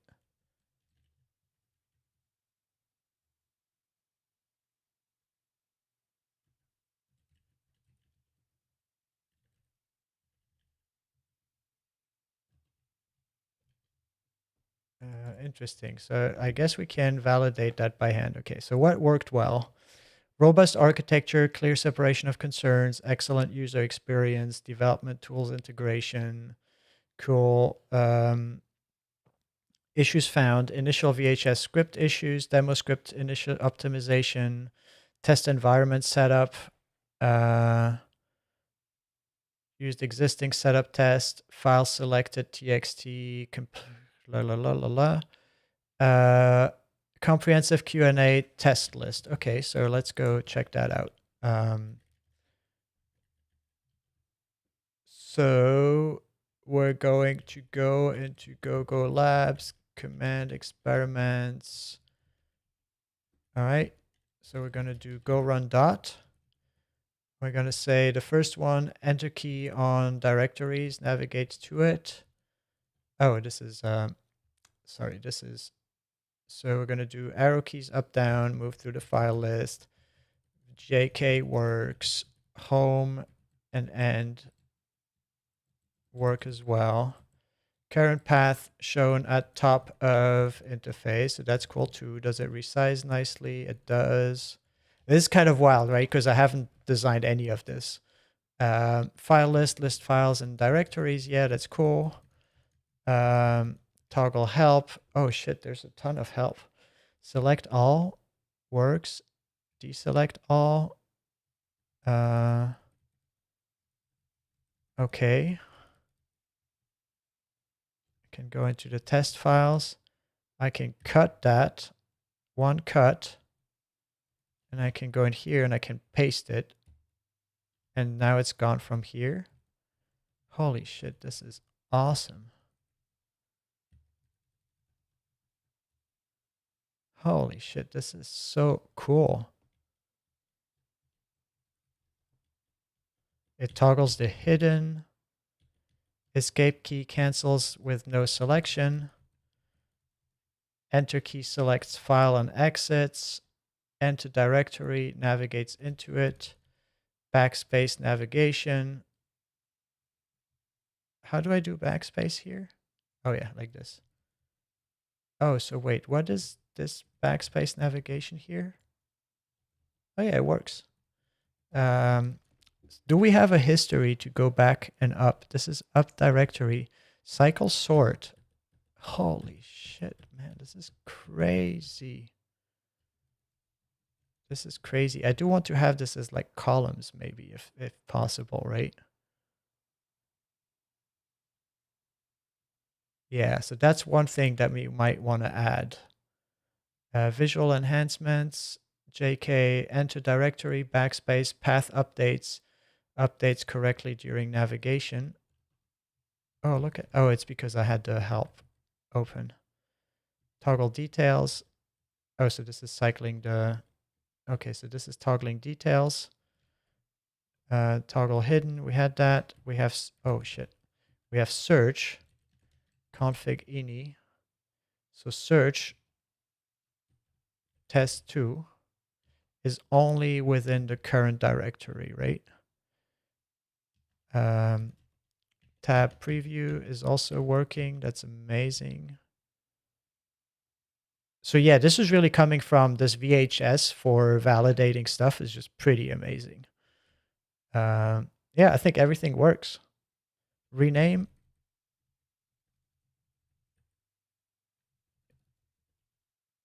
Yeah, man.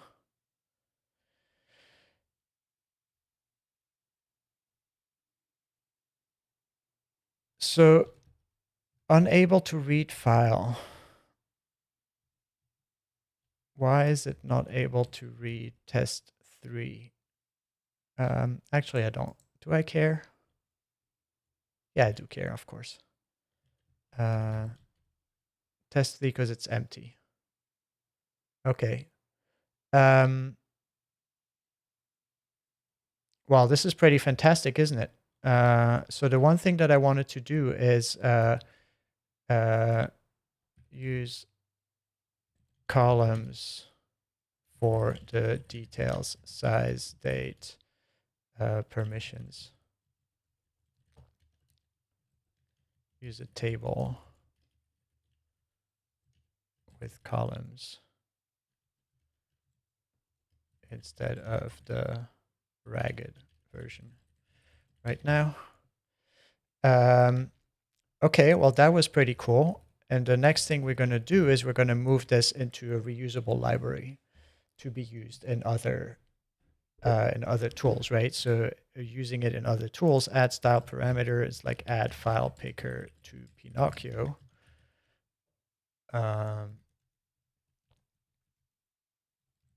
So to Pinocchio is like add run in bash, add execute.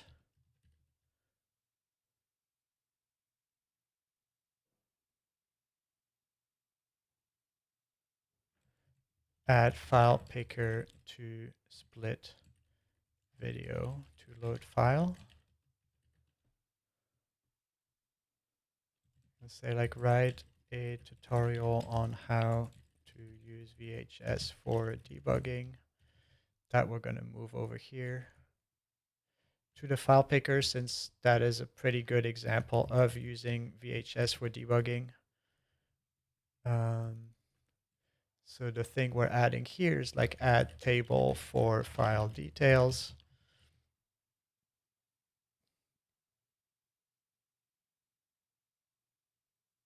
How long have I been streaming? It's 1 hour, 40 minutes. Let's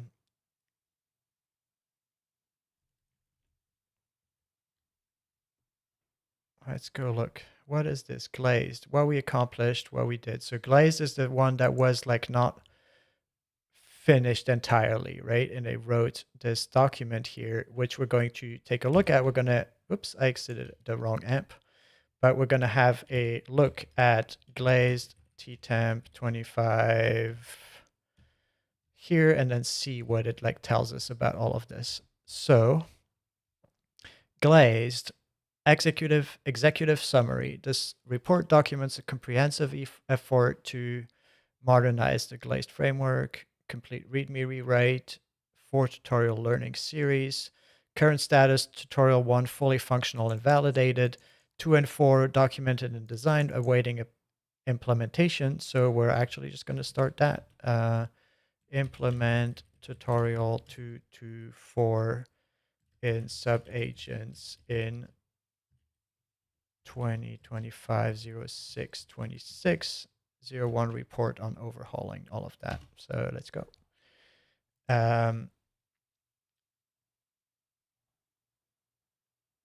In this Carapace tutorial, so what has happened in Carapace? We're going to add the whole tutorial directory. There seems to be some binaries in there.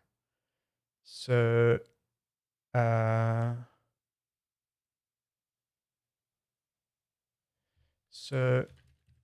find all the elf binaries in a directory recursively. How do I do that?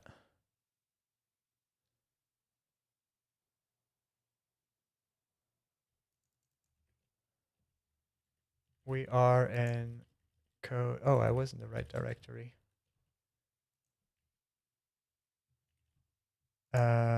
Find.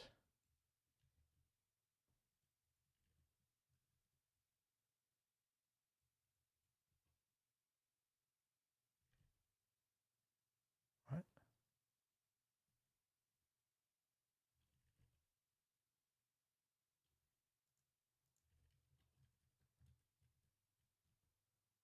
Oh, okay.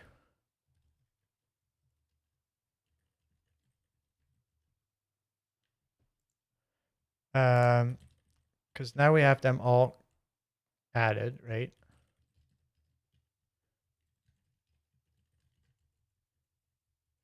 Add a lot of tutorials. And we're going to add this agent because why not?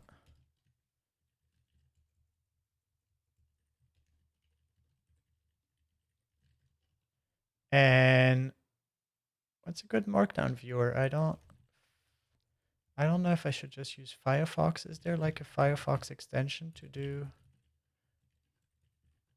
Markdown? Is that something to add to our list of tools? You know, maybe. So framework widgets. What did I ask this guy? Bubble Tea tables widgets. Third-party extras, feature-rich, multi-sort selection, compose contours, blah, blah, blah, blah, blah, blah. Adding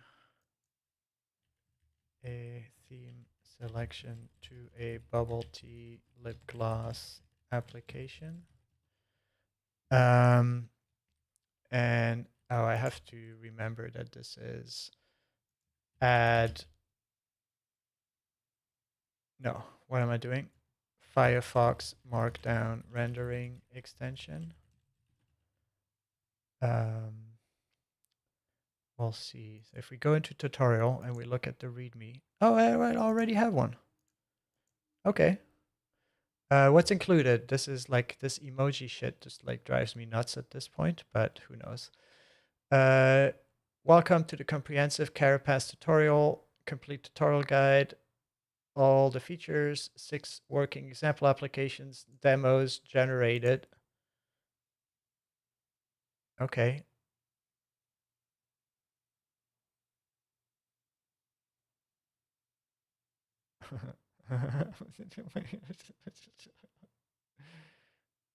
Oh my God. Just like blindly. So this, right? Like this is why you verify shit. Oh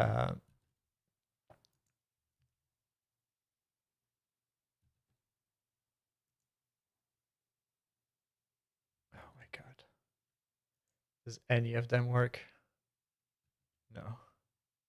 So let's actually tackle that. So you saw I quit the M code here, right? But it gave me the thread so I can actually continue here and say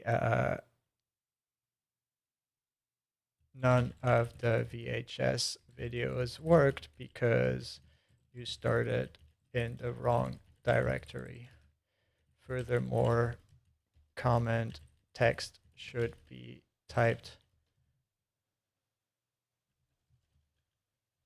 Oh, what is going on? Holy, what was that?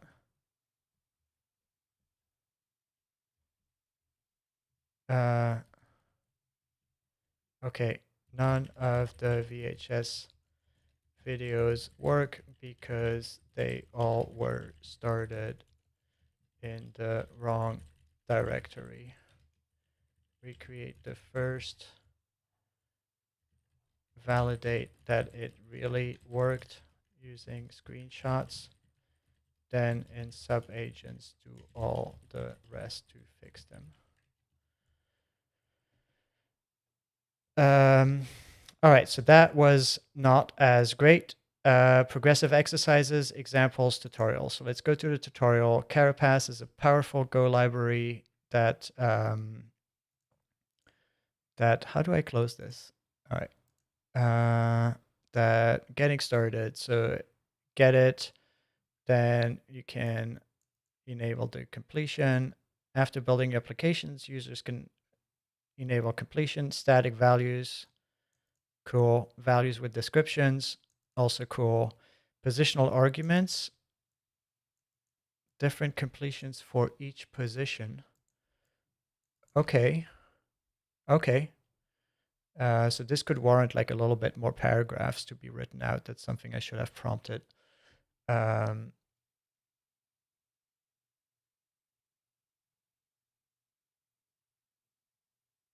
yeah, this definitely needs nicer paragraphs. So that's also something to add here. Uh,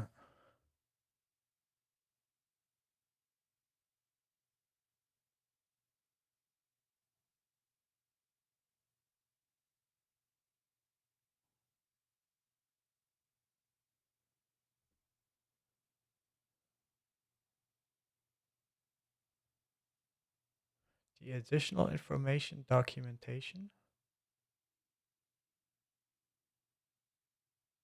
Okay.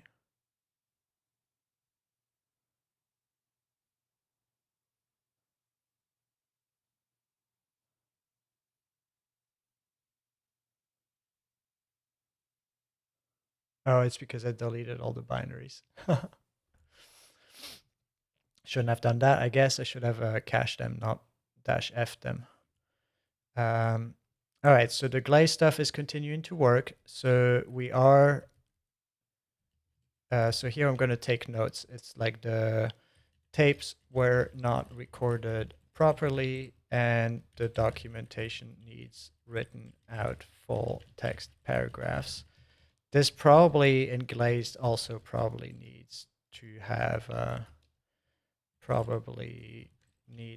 have full written out paragraphs as well as in Carapace. All right, so the file picker, however, did work significantly well, right? Like I'm really happy about this result. So it was, I don't know what it changed all too much here in the file picker. What did it change?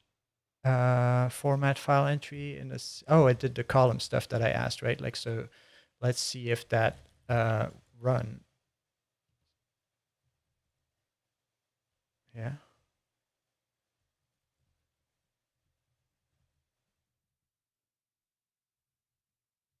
This is a little bit odd here.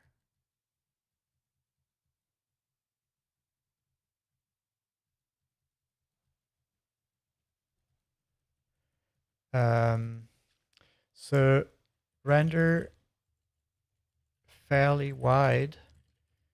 I want the columns to be spaced out a tiny bit more.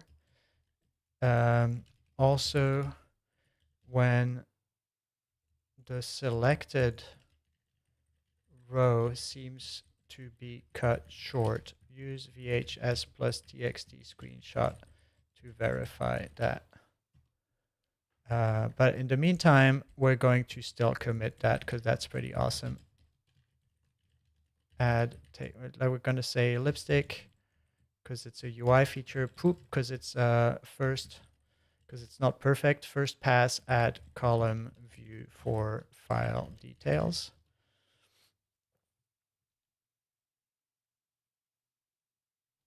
So add table for file details. That's work in progress, right? Write tutorial on how to use VHS for debugging. That's something we can do later on.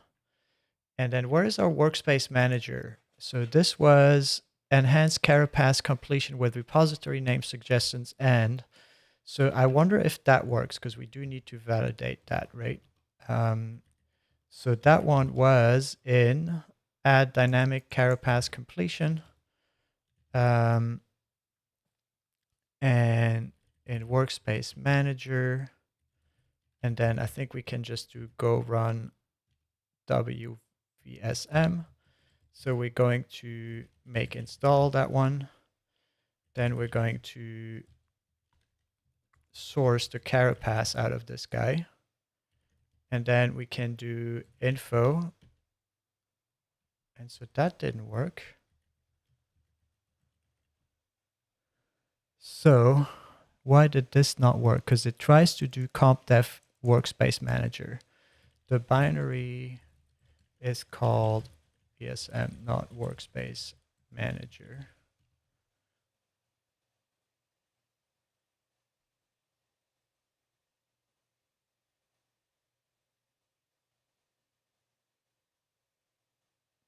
So I wonder what the completion diffs did.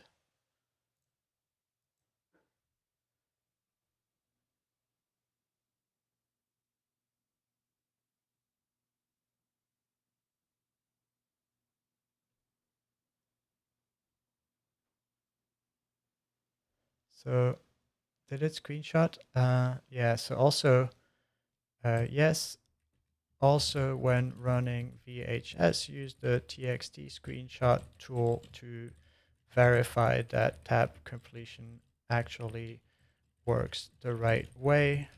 I think for Carapace to kick in, you might need to modify the path so that ./WSM is WSM.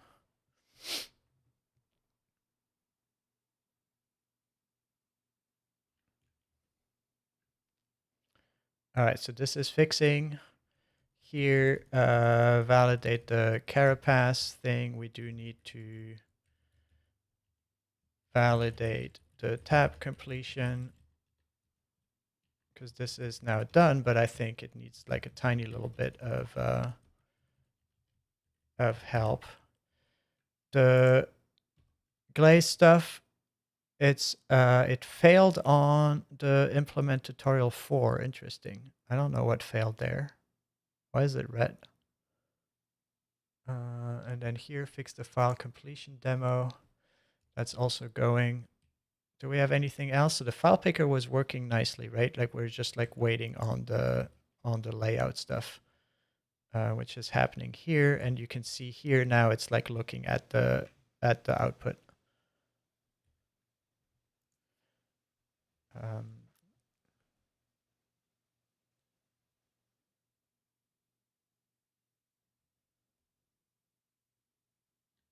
Columns are too tightly packed.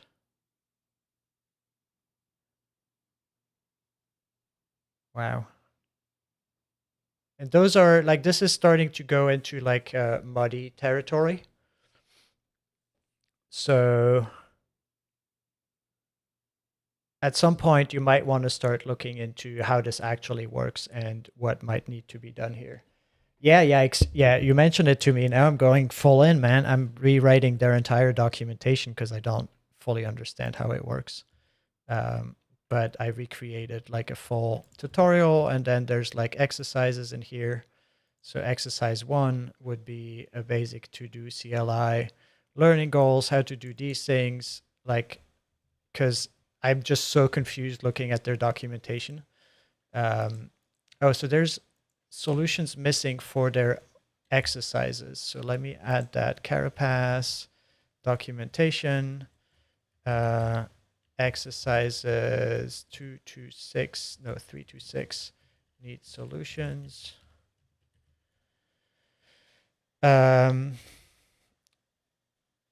this looks, I mean, this is quite some slop. This is not something that I would like immediately commit, but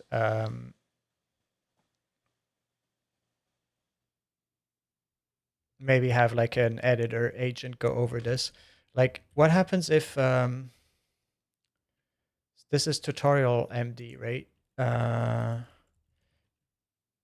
What's a good what agent has style? Oh, I don't have clips anymore. Pinocchio clip --stats. Hello. Okay, why is my clips? Which clip? Which clips? Did that get removed?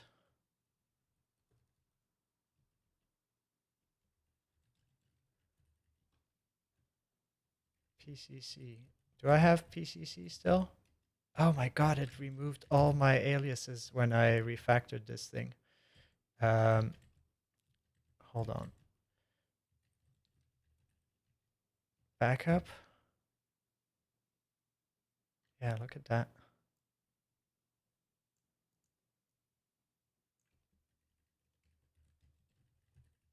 Sneaky little fucker.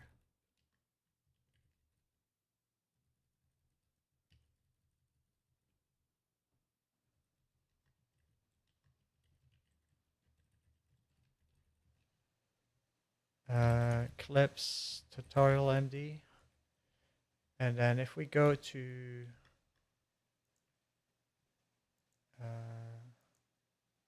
is O3 a good critic?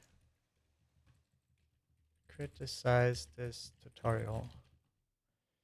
Do we need to do some clever psychotic prompting to get good reviews? I wonder if like asking O3 to cosplay is probably not gonna work. I actually never tried. Um, yeah, like Carapace, man, it's the documentation is so cryptic, but I can like kind of relate to it depending on how many people work on it. Is it like a solo developer project? Like my shit? Yeah. Right? It's like someone who doesn't let other people contribute. Oh, no. No, no. I'm wrong. What are the... What does it look like, though?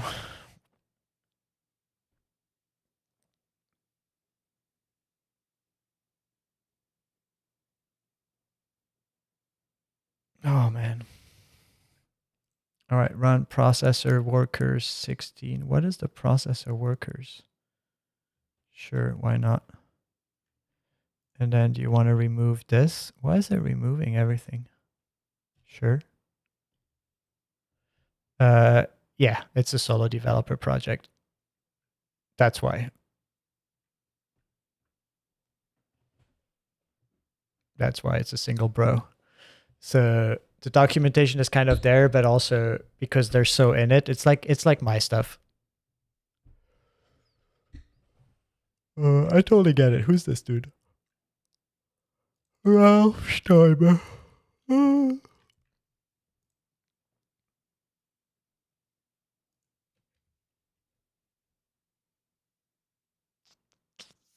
Zina Schrader. What did this guy study? What's Bib? Solent?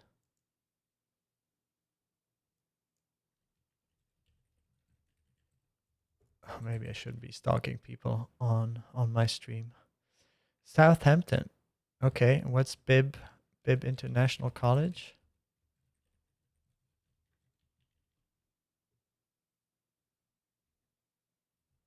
Where is that?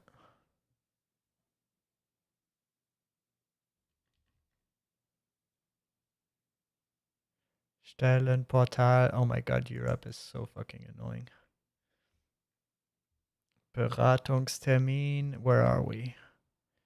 Bib International Contact. Mönchengladbach. No, Bergisch Gladbach. Okay. Or Paderborn. Okay, well, whatever. Hello, Ralph Stoiber. Ralph Stoiber.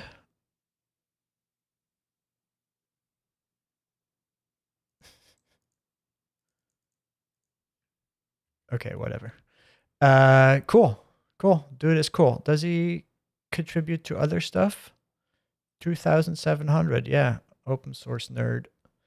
Yeah, and he's got like 15,000 sub repos just like I do. And then probably just like no contributors on those either. Interesting. Your Fav CLI v3. How did you know Carapace? Like cause where did you get like how did you come across it?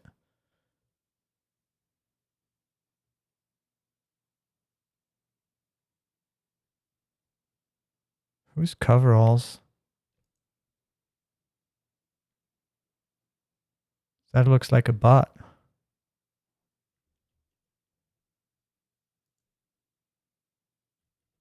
Coveralls.io.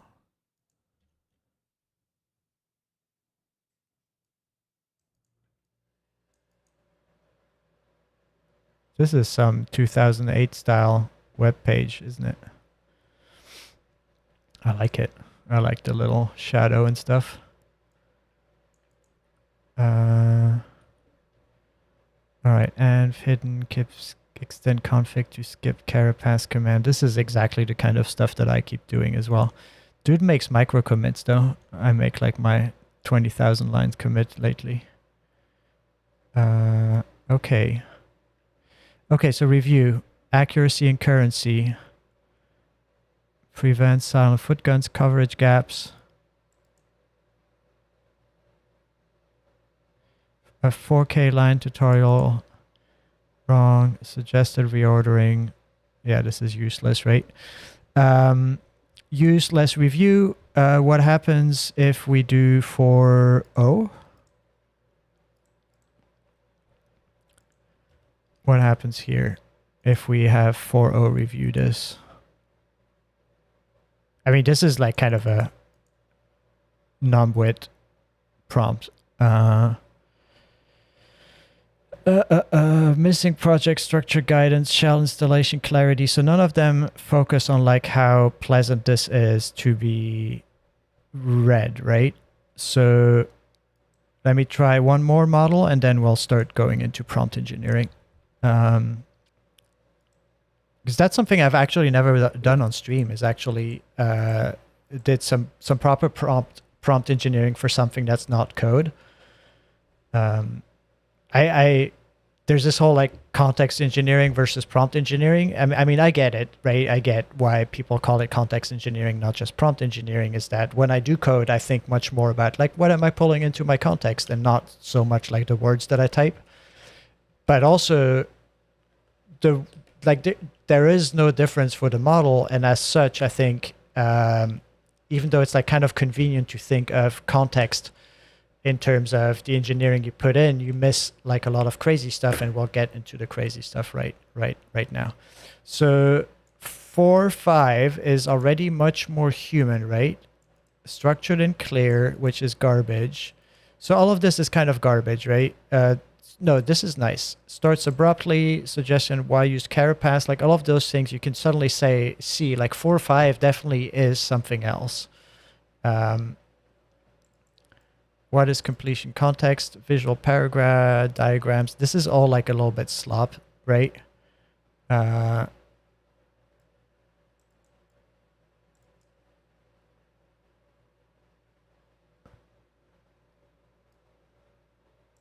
Yeah, well, there's examples, right? Like you numbwit, but this is still not a good review, right? So what we can do is instead do this. Write a TV telenovela with a set of students and a set of technical writers and some book editors from O'Reilly sitting around this tutorial and ripping it to and while the students are trying to come to term, editors, technical writers, programmers, and the author of the documentation comment on the difficulties their students encounter and start drafting and argue and draft ideas to improve the text. Students want to learn, but also feel engaged. So I don't know what 4.5 is going to do out of these kinds of prompts for doing proper criticism, but like I think role playing is always a nice thing, and then using something that's like dramatic, like telenovela or like reality TV shows, always good to coax out like a little bit of aggressivity that you kind of want to have in a review, right? And also it's fun to read. So 4.5 is a slow writer, right? So that's like kind of one of the problems with it, is that it's a slow writer, but Let's see what O3 does out of this, because like I've never tried role-playing prompts on O3. So that's gonna be funny.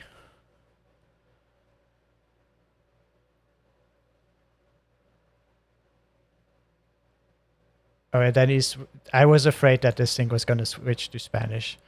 I was afraid of that. Like a sitcom with lots of arguing and conflict. I don't know. Dr. House.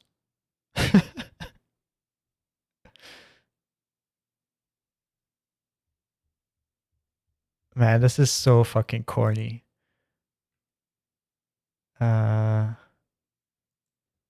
More style of writing also matters.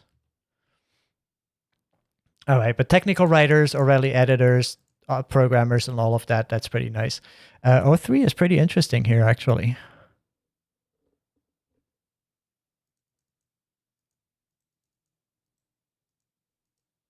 That's illegal. This seems pretty useless, though. It like focuses on technical details. Callback calamity. And it analyzes the code, not the writing, right?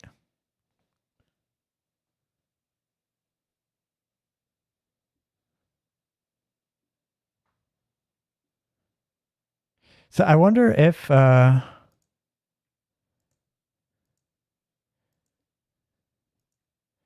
use the critic feedback and update the tutorial MD. I wonder if that actually still helps.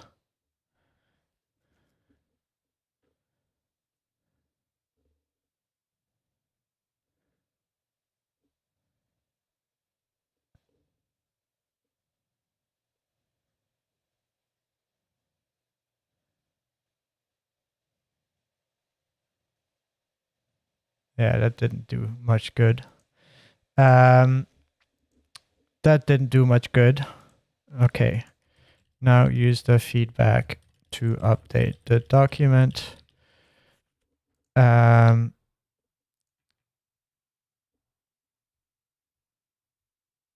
happens if I do 4.0 the whole way?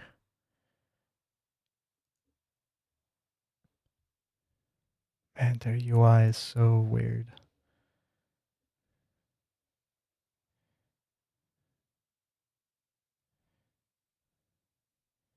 No. The original document.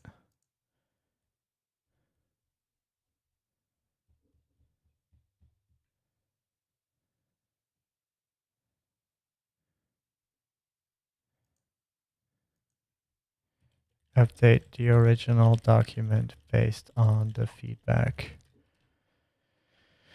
Probably need to find like a little bit better prompts for the thing. Like, yeah, you didn't update it.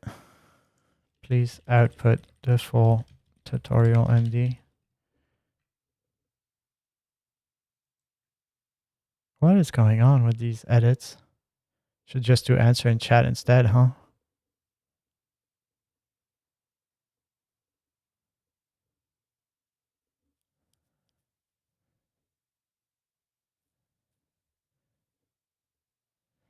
Yeah, this didn't really like help very much, huh? So I think maybe I do need to fine tune the personality of the participants, or I can go wilder. So let me do this. Make a list of what makes a good tutorial.md document to learn about a Go library. How should it be written? What should it contain? What structure should it follow? Base all of this on what is the most effective for learning and guiding. Nah, I'm not going to say guiding.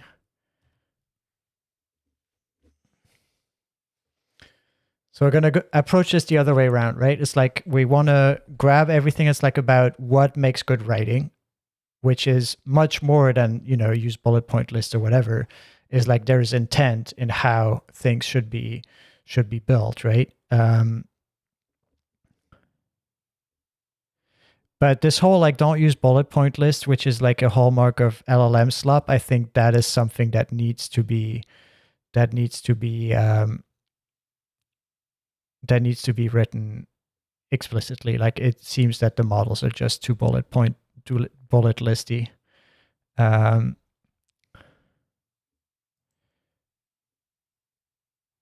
All right.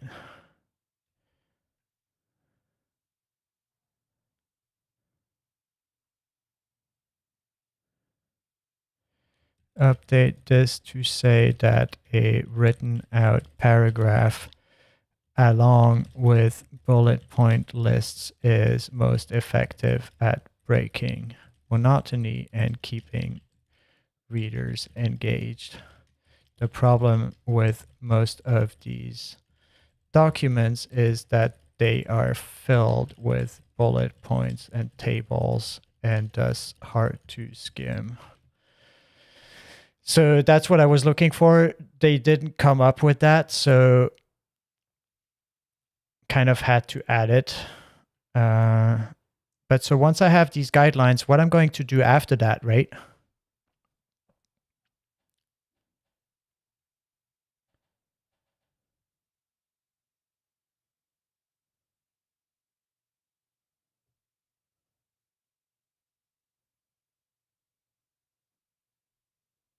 Is I'm going to restart the cosplay of these, but I'm going to attach these like guidelines for writing.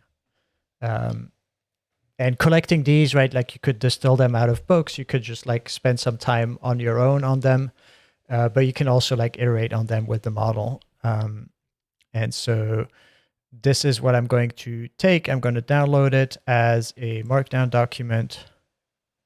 Did that work? And then I'm going to go back to this guy here. I'm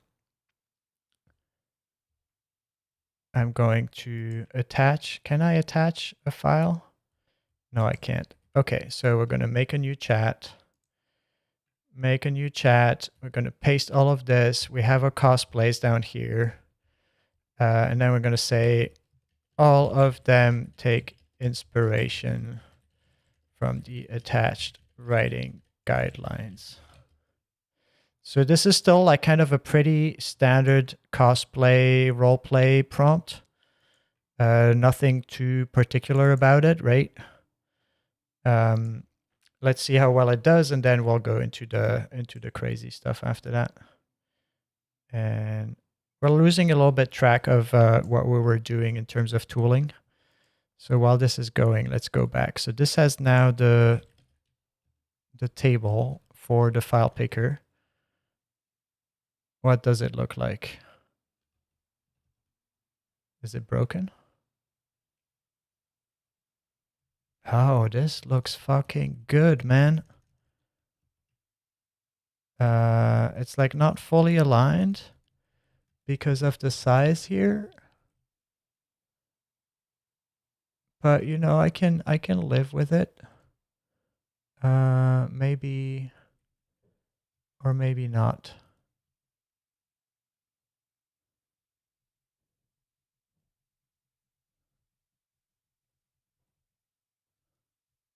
Make the size column a little bit bigger, huh? Yeah. Separate the size column more from the date column, especially as it can get pretty wide itself. If there is not enough room to show all three, hide one of the columns. So this is getting like a little bit too crazy. Maybe I'll just like, stop doing this like column stuff, because I might want to have a table widget that knows how to do that on its own, right? And so I want to create something that's reusable. Another thing that I don't fully understand is this behavior here. but we'll see. I mean, this is already like kind of pretty great. And then if you do, what was the way to go back? Is like backspace. Holy shit, man, this is so good. Back and forth would be good, right? Alt arrows. So that would be pretty cool as a feature as well. So for the file picker, add table for the file details, we have that. Add go back forward history.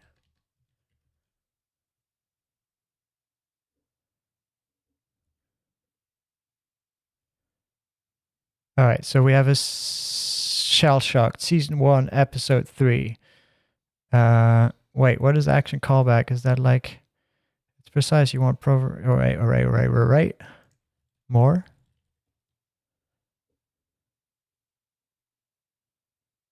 See, it's like, oh, I'll add real paragraphs. And, oh shit, what am I doing? Like, oh, because I can't close this, right? Oh my God. I don't like this sidebar. I don't think it's all that useful. Snack Go demo. Okay. Now rewrite the tutorial MD based on all this feedback. And I don't know how much this is going to be good in terms of how well this gets rewritten compared to just pasting the guidelines, right? Like it doesn't do the paragraphs. It doesn't do anything here.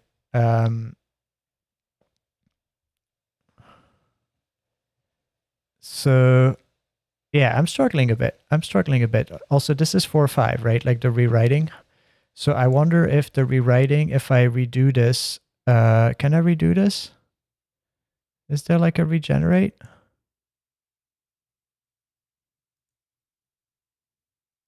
No, I thought there was a regenerate. Let's see if 4.5.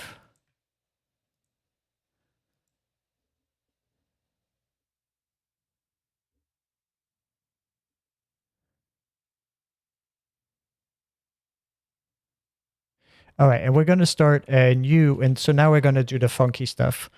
So we have this. So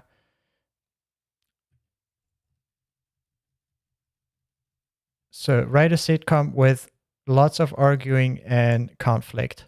However, the participants are parts of the tutorial MD above and parts, concepts, and criticisms, or like concepts and ideas around what makes good writing. See attached document. These personified abstract ideas and concrete writing argue like crazy, like a reality TV. At each round, one of the participants gets voted out. Do 3 rounds of bickering. And we're going to attach this file again. So this works here, having, we'll see what happens. Also, it's 4.5. That's going to be interesting too. Run ddf0 and just like yes.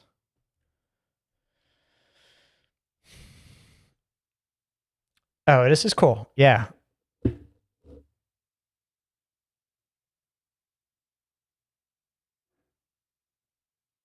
Yeah, this is what I wanted. So I guess the reality TV show with participants from the actual thing is really what you need. The whole student cosplay just like is pretty mid. This is exactly what I want, right? It's like exactly arguing and putting things into context to each other. And I can draw a diagram on how I conceptualize these things, but it's a little bit too late. I really need to write a blog post about this ASAP, because this is an idea that I had for like 2 years now, and I never wrote about it, and it still blows people's brains. And it still works. So it's been 2 hours and 20 minutes, because you can see here it's like, oh, 3 more rounds. introduce new villains. Because now it really like puts different pieces of the writing into relation to each other, right? And I want to answer in chat instead.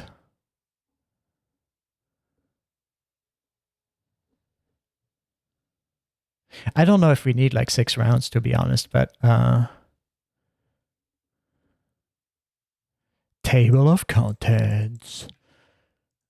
This chaos stops now. We need structure.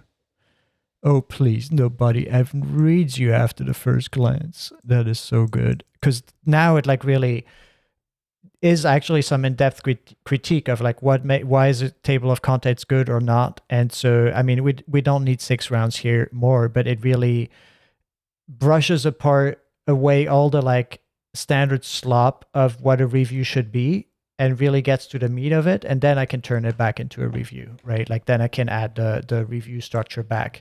But I don't want the content of what a generic review is. I fully care about the why do I disappear? Why does it look like I disappear into my sidebar? Because it's just coincidence.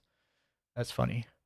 All right, so now we have the villains, final villain, the survivors, dynamic completion, advanced pattern testing, and surprisingly, okay. Now, based on all this arguing, write a sober review on how to improve tutorial MD. Because now the context window is filled with a lot of concrete things, right? Like in each sentence here, there's at least 2, up to 3, 4 real concepts cited, so that the density of it is really, really high.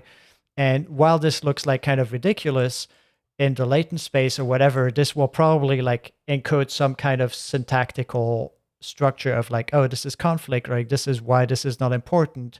And so there is a lot of relevance, even though this looks like ridiculous, right? Dense, impenetrable lists. I don't know if villain was the right word here. So it's rich with detailed explanations. However, the recent dramatized arguments reveal a few key arguments, right? Like that's why I do this whole argument. Leads heavily on bullet points and code blocks. While these are useful, they become monotonous. Introduce short explanatory paragraphs, offering context and blah, blah, blah. Table of contents and navigation. Keep it simple and clearly hierarchical because it's like super long, right? Avoid overloaded list and tables. So, okay, so now I can say like rewrite it. And so this technique for code review, it's like amazing still. It's a really like oblique way of just not having to do a lot of like agent work of like criticize and like review and then argument. It's like with a couple of words, right? You can really go like the prompting that I do beyond this, right? Is like you can actually, the only thing that I mentioned here is like tutorial MD, the good writing with the attached documents, like nothing much. And then in a couple of words, I can just like produce more of this like really complex relationship of things. So this, I know it rewrite the tutorial itself based on these guidelines. I knew it would like misunderstand it. I was like, it really?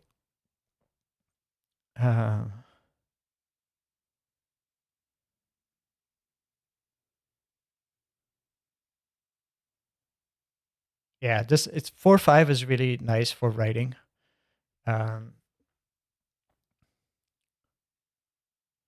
So I wish yeah,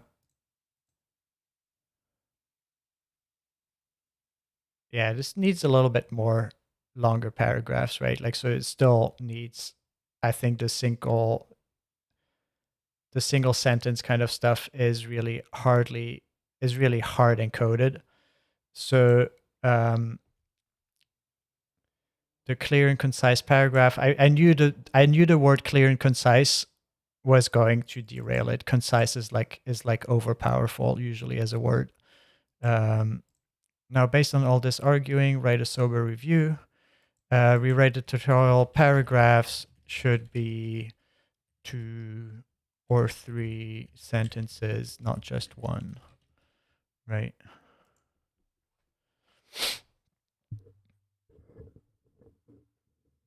But you do have this like pretty, I didn't look at it too closely, but I'm pretty sure based on my experiences with code review that this really like, I mean, this is not necessarily the only thing here that you would need to change is I think just the paragraphs, but for more complex things where like the didactic structure, the didactic structure of the tutorial is like not great. This really allows it to say like, well, I think we should maybe put this example before this one instead of here, instead of there.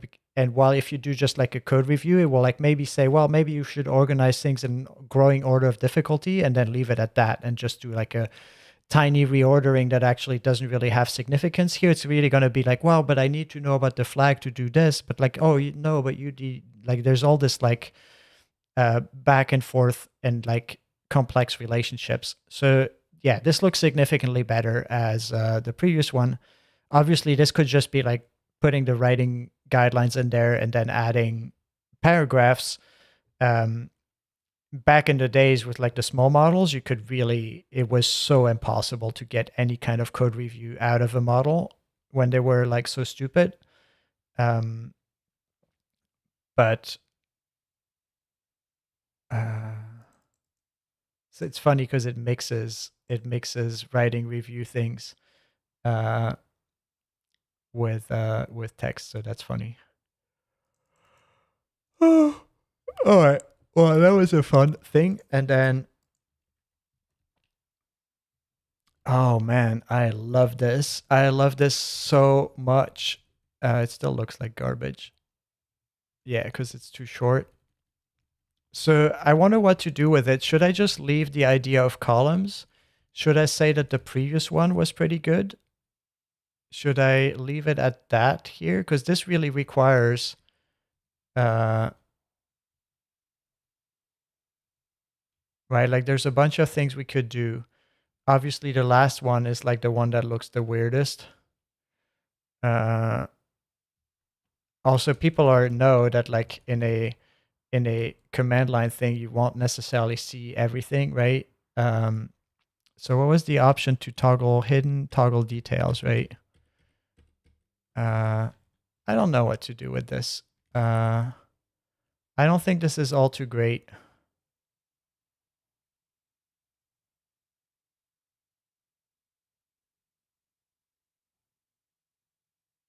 Uh, don't show permissions.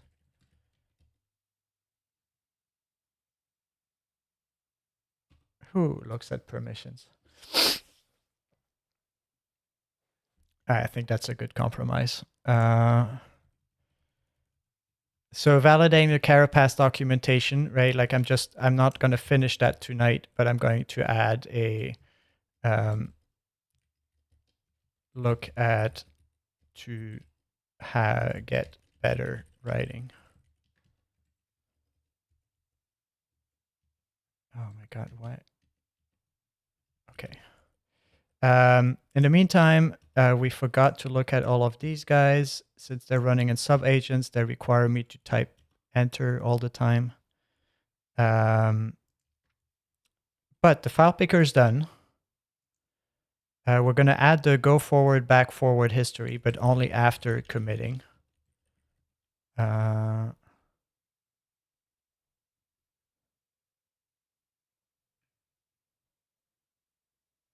merge verb, I think, is done, right? Oh, this is the merge verb. Oh shit, it was like waiting for me to press enter for this whole time.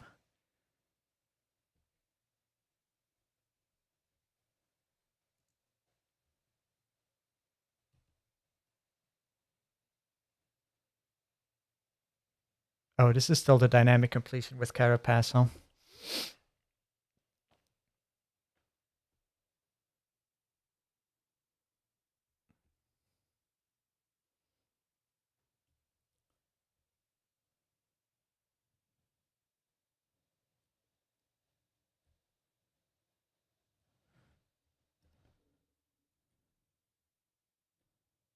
Yeah, this is why like a dashboard to have all of this at once would be good.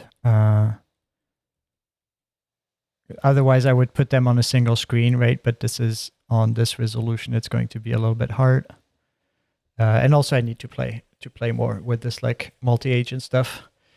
This is definitely like starting to get too much from my brain, even though we're not building stuff anymore. We're validating it, right? But like validating the fork and the merge to do it correctly, even though I kind of trust that it tested these things, because the workspace manager like really usually kind of worked. But the data's here. The issue might be that Carapace completion doesn't show visually in the terminal output during VHS recording. Let me test manually to see if tab completion does that. So you can also use tmux plus capture pane and send keys. That might work better for tab completion. So I think VHS maybe doesn't do all that well with the tab completion. All right, I'm gonna stop here. Benefits achieved, and it's like add a. So got add demo, get CI, Spark lipstick. I don't know if I should commit these text files, but it's like add a remove, play around more with columns. Remove, oh my God, my typing tonight. Remove permissions. And while I go swimming, I'm just going to set add a go back forward alt plus arrows. So we have GK and HL to go back to previous directories or so. Okay. We're going to do that. This is still like building the demos. That's taking like a shitload of time. Implement merge functionality. Are we going to assume that it works? I think we can assume that it works. Now we're going to do YQ.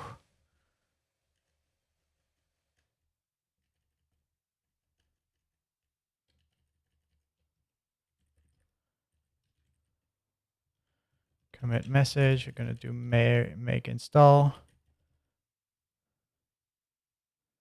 WSM fork. WSM merge. And then those I will test later on. And did it update the README? No, it didn't update the README, right? Update README. Any other documentation that we might want to have here? Update implementation MD as well.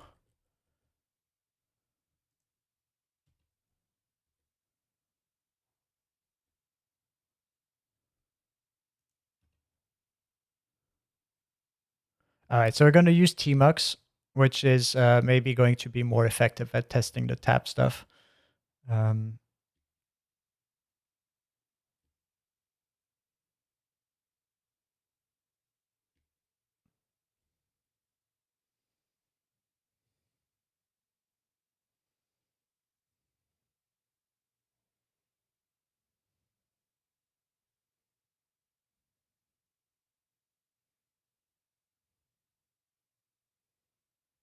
So what is the tab completion stuff? What does the test completion look like? Because I suspect that it's still trying to do ./WSM. Send keys, dynamic Carapace completion, WSM add tab.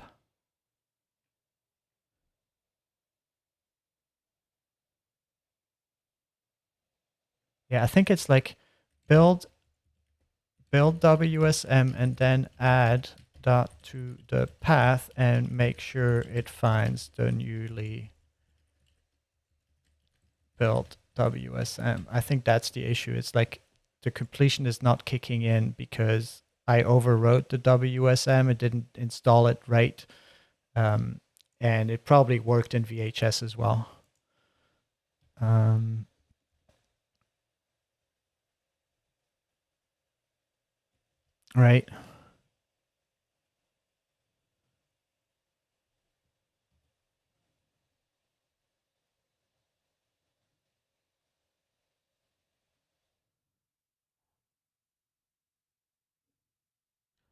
Now try the VHS stuff again. Yeah, and that was the crucial thing. Like, why didn't it do this from the beginning? I already told it. All right, but very good. Yeah, also the documentation that I knew that was wrong in the docs. Tutorial tools, Glaze. The issue seems to be that Go is not recognizing the module context. Yeah.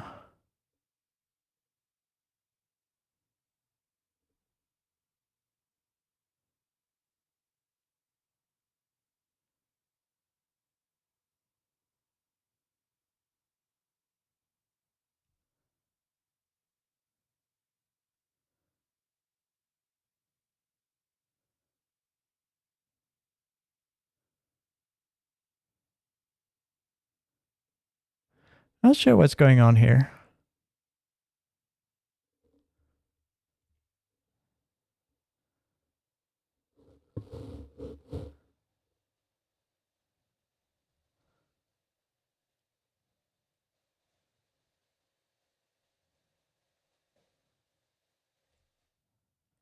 Not sure what it's trying to do with its Prometheus.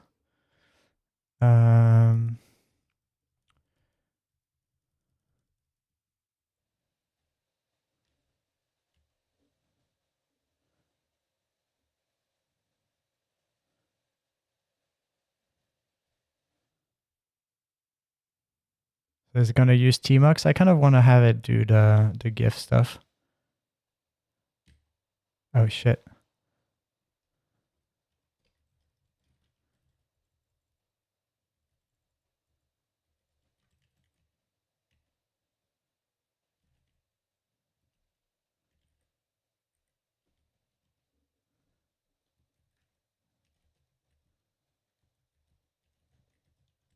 Like, disable the dangerous verbs. Let's try the... So did that work? Perfect. The workspace completion is working. Let's do it in VHS because that gives us GIF files, which are always pretty in a README.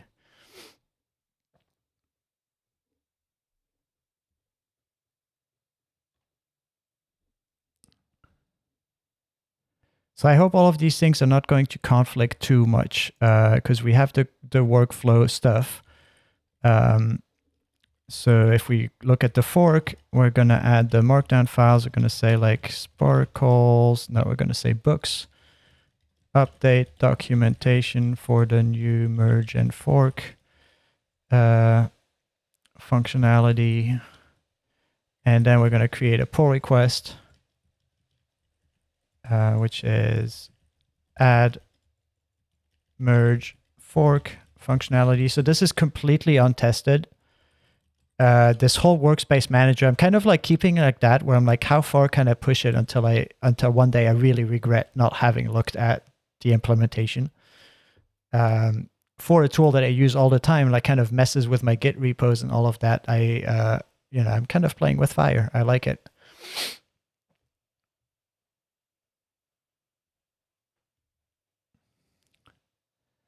All right, file picker now. Yeah, I think this looks great. Not sure about this like thing. I think it has to do with the emojis. But who knows?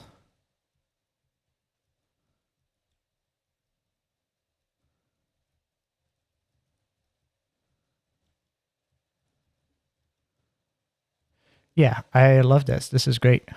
So git add demo, git add filepicker.go, add more demos. And so this was the file picker. It has to go back and forth. I didn't even test that. So if I go there and yeah, I can go back. And if I go there, I can go to backups.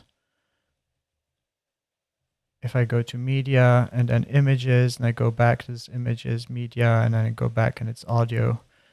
All right, this is all great. So write a full guide on how to use VHS to record GIFs and use it to validate and test and develop advanced TUI functionality. Store in Go Labs TTEM 25062602 how to use VHS for advanced TUI testing and for pretty GIFs for documentation. So that is done. And did I commit that? Yeah, I did. Add the merge verb, that's also done. So we're pull requesting that one. Implement a complete fork and merge workflow. Creates new workspaces, automatically detects current workspace if source is not specified. Captures current branch as base branch, validates all repositories are on the same branch. Inherits repository list and configuration, supports custom branch names and prefixes, dry mode run for preview. Workspace metadata with base branch, rollback functionality for partial merge failures. Yeah, this is awesome. So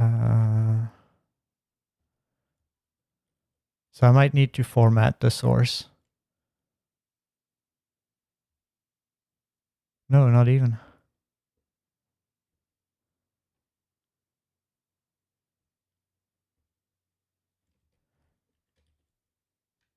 All right, well, we'll let it build. Then, so that was the fork and merge. Cool. This is the completion now. So that's exciting too. Git add go.mod go.sum command readme find demo. What's that? Git add demo and then YQ. See, it's weird. The first time I call my history completion, it does this. It outputs it, but then I can't. It's not on the shell. It's really weird. So anyway, we're going to format, see if there's anything we missed. White space. Actually, this is more like pencil. All right. Create pull request. Add dynamic carapace completion.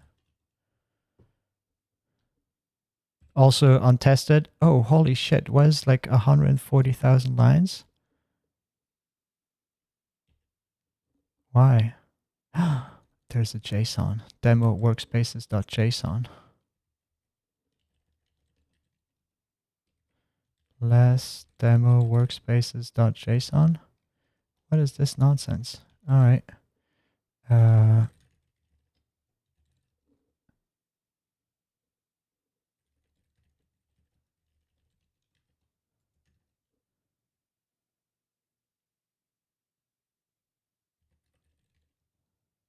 not committing that.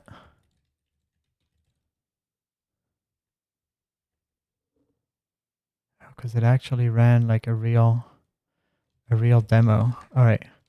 Git rmf JSON. Oops.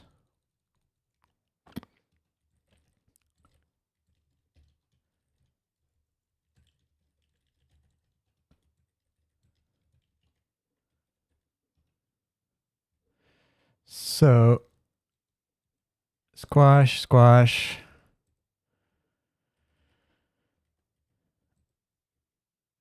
And git push dash dash force. Oh, we didn't even like git. I'm gonna do my create pull request.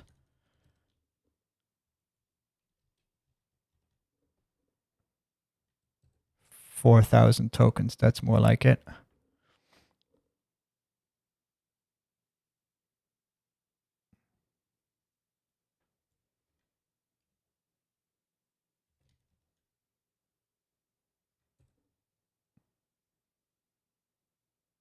Why doesn't it output anything?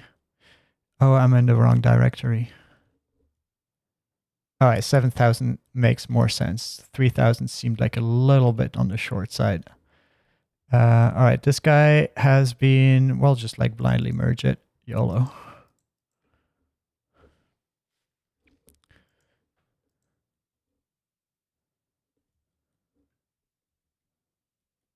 All right, the file picker.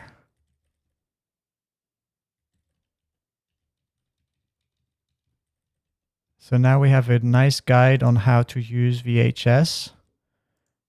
Add guide on how to use VHS. And so this one I want to move across to another package. So that will do in Golang. There's no need to use an LLM for that. So what we'll do, however, is shall we pull request this into main? Yeah. Finish the file picker and make it real nice. And shit, the swimming pool is going to close. 200,000 tokens. What is it? Why is it so much? No. What is it? So we do have binaries in here. That's fine. We have check current format. It's all these text files, right? I guess we can delete the text files.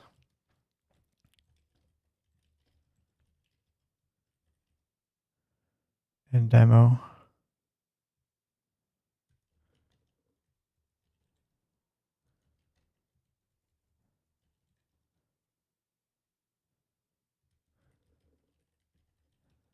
Like all of these tapes here.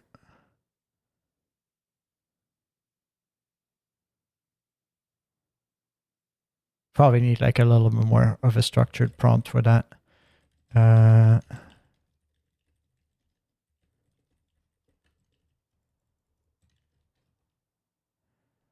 right. Wait, what?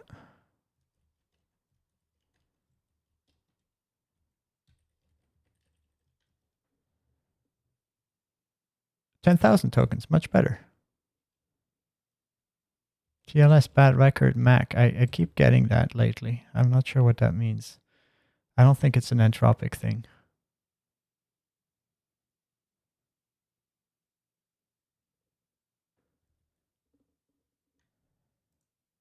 Carapace completion demo. So actually, I wonder, create pull request from YAML, edit. Oh, it deleted it, little fucker. Yes.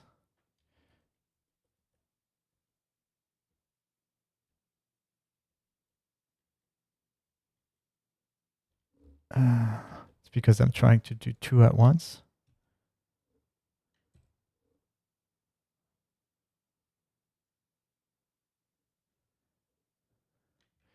So, no. What is going on tonight? Oh, I'm in the demo directory. All right, 14,000.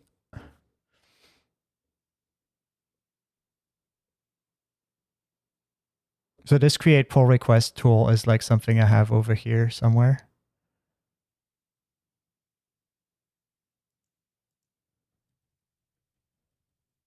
Here, this one. Because currently it's like a set of bash functions. It's horrible.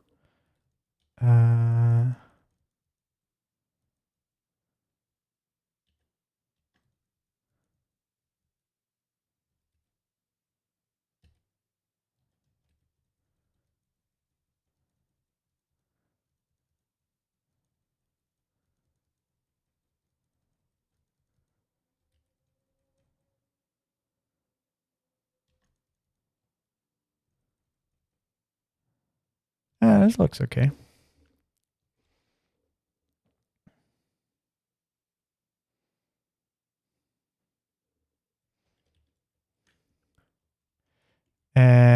now we have, that was the bubble T file picker. Now we'll do the workspace manager. No, it's like add dynamic carapace completion. One of the issues with the create pull request bash script is that it overwrites each other. It uses like a single file name.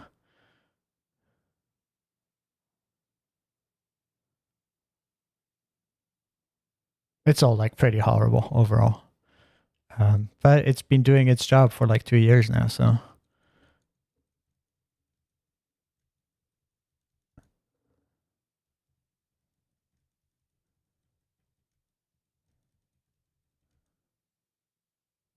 Nope. Oh, see, maybe we should rebase. Or maybe not. Let's see what happens.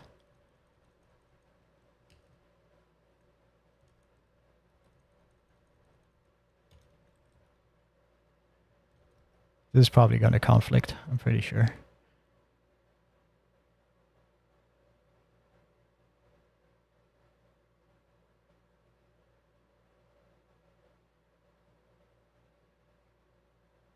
Also, we do need to add the carapace stuff to the new fork and merge things.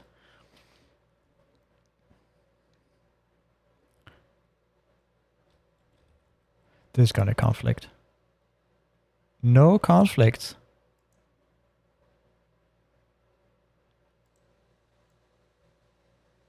No conflicts. No shit. So one thing that I'm curious about is these guys.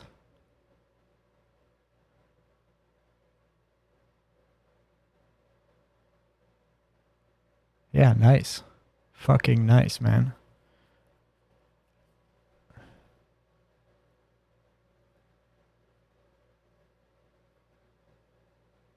So the repos didn't complete. Simple completion demo. And then that was it. All right, we might have to do a little bit more here. All right, anyway. I'm just going to merge it, and then whatever annoys me in day-to-day usage, I'll just like fix, right? So the next thing we're going to do though is like I'm going to delete the add dynamic carapace. So actually this is the good moment to go test this stuff out, right? So main make install. So now we have all of these things in there. And now I can do VSM carapace.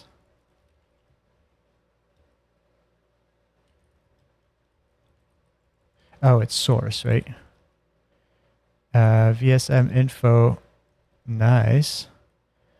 And then I can do VSM delete. And what was the add dynamic carapace completion? Yeah. I love this shit. This will fail if there are uncommitted changes. Are you sure you want to delete the workspace? There are modified files in both of them, which is really annoying because I keep forgetting to add them to delete them. So Google Labs workspace manager, it's 2 changes. This will fail, right? So there's still like some, this is unreadable.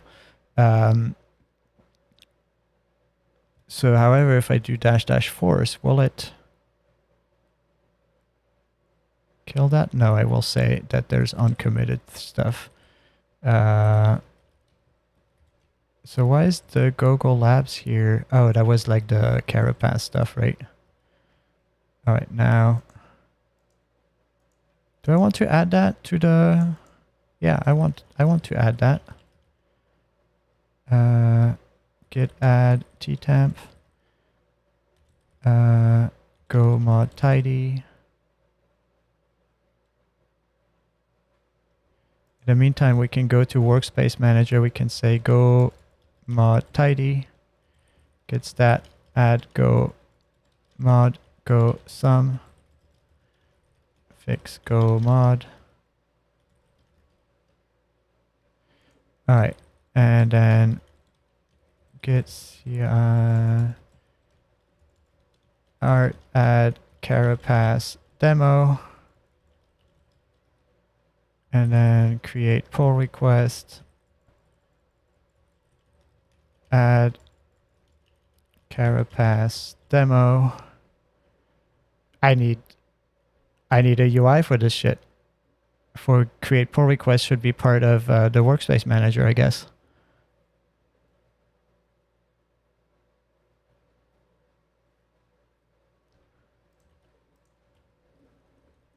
Ads experimenting. Yeah, I don't need the rest. Actually, why not? Those are nice. It's not like anybody's gonna get hurt by too much slop.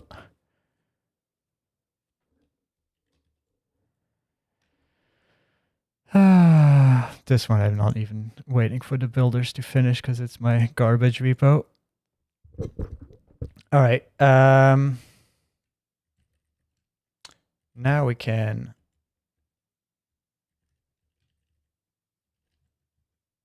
right.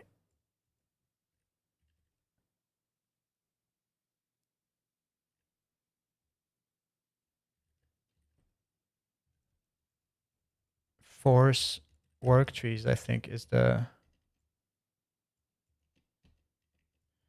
Oh, look at that. It doesn't complete the flags.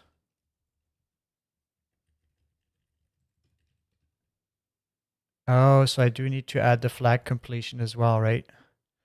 Okay, so I didn't realize that Carapace would remove that. So add back flag completion for Carapace since it removed it from the standard completion, which is weird. You'd think it would wrap it. So delete help, force work trees, right?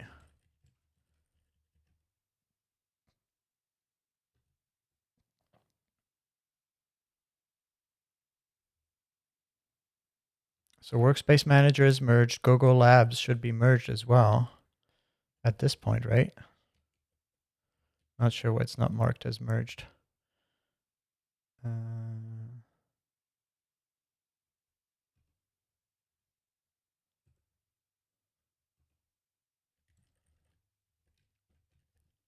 then the finish file picker, this is also being merged, right?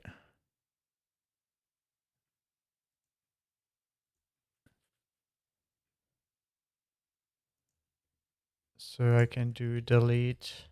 Well, what's the deal here? Yeah. Delete finish file picker. Oh, I need to do this, right? And then I wonder if you can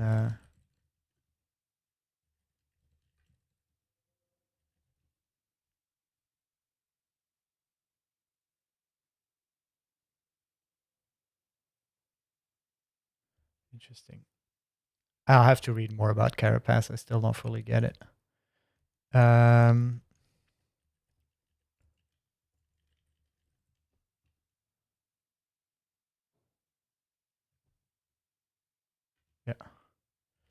All right. And then we have the Carapace documentation, and we have the Glaze documentation as well. I think we don't have any other projects that is still left running around. We have to delete the fork functionality, right? Source. See, it's funny because, yeah, I really removed all the flags. That's funny. So what's the status of the WSM fork functionality? Yeah, and so it has the Go mod and the Go thingy, which I should really. So WSM delete WSM fork functionality, force work trees. I think that should take care of it.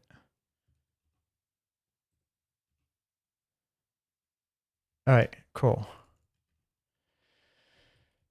Anything else left from today? We have the WSM pretty list table, which we haven't started, and we have to add glaze top level documentation. And the workspace for the Carapace documentation is not listed here. And then all the stuff is from work today, and then stuff from other days. So cool. That's something else that would be cool, is like for the workspace manager,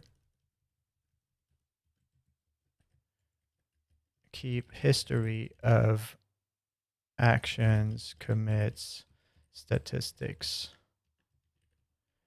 Cool. All right. Well, that was a reasonably productive evening, I guess. How much did we do tonight? How much happened? So, wait, I need to click on the day, right? On here. Is that today? June 26th?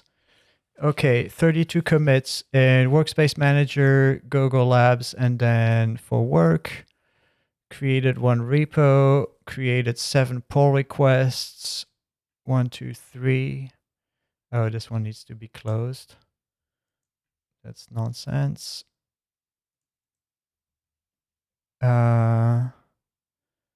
Reviewed 4 pull requests. Okay, that's work. And then, yeah, how much did that 23,000 lines of code tonight? I mean, whatever that was. And then threads. We had, in terms of threads, 1, 2, 3, 4, 5, 6, 7. Okay. Cool. Yeah, the file picker is like kind of the coolest of all of them, isn't it? That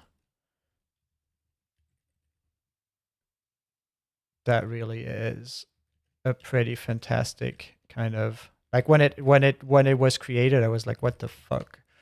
Because the one I currently have is like kind of the one I currently have. Let me just show you, and that took me long. That took me a long time to build. How do I even do it again? Control S, save to file. This one took me so long to build, and it's like kind of garbage. I mean, it's not bad, but like here just like cuts off because I don't know, the spacing was wrong. Like, this took me so long to be like, oh, how'd you create a new directory? It's like, oh, this is how you create a new directory. And then, yeah, this is all like, and then it's broken after that. Yeah, fuck that. So anyway, that's why having something like this that actually works nicely. And then I think it's the emojis that do this weird like staircase kind of look, right? It's not the file size on the right. It's this. I've seen that before where the emojis in bubble tea like kind of fuck it up. But yeah, it's like nice. I don't know, the size in pixel is not all that correct, but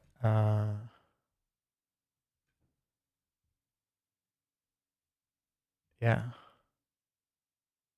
Yeah. This is all nice. All right. Well, that's that was a stream. I hope you enjoyed, and see you next time.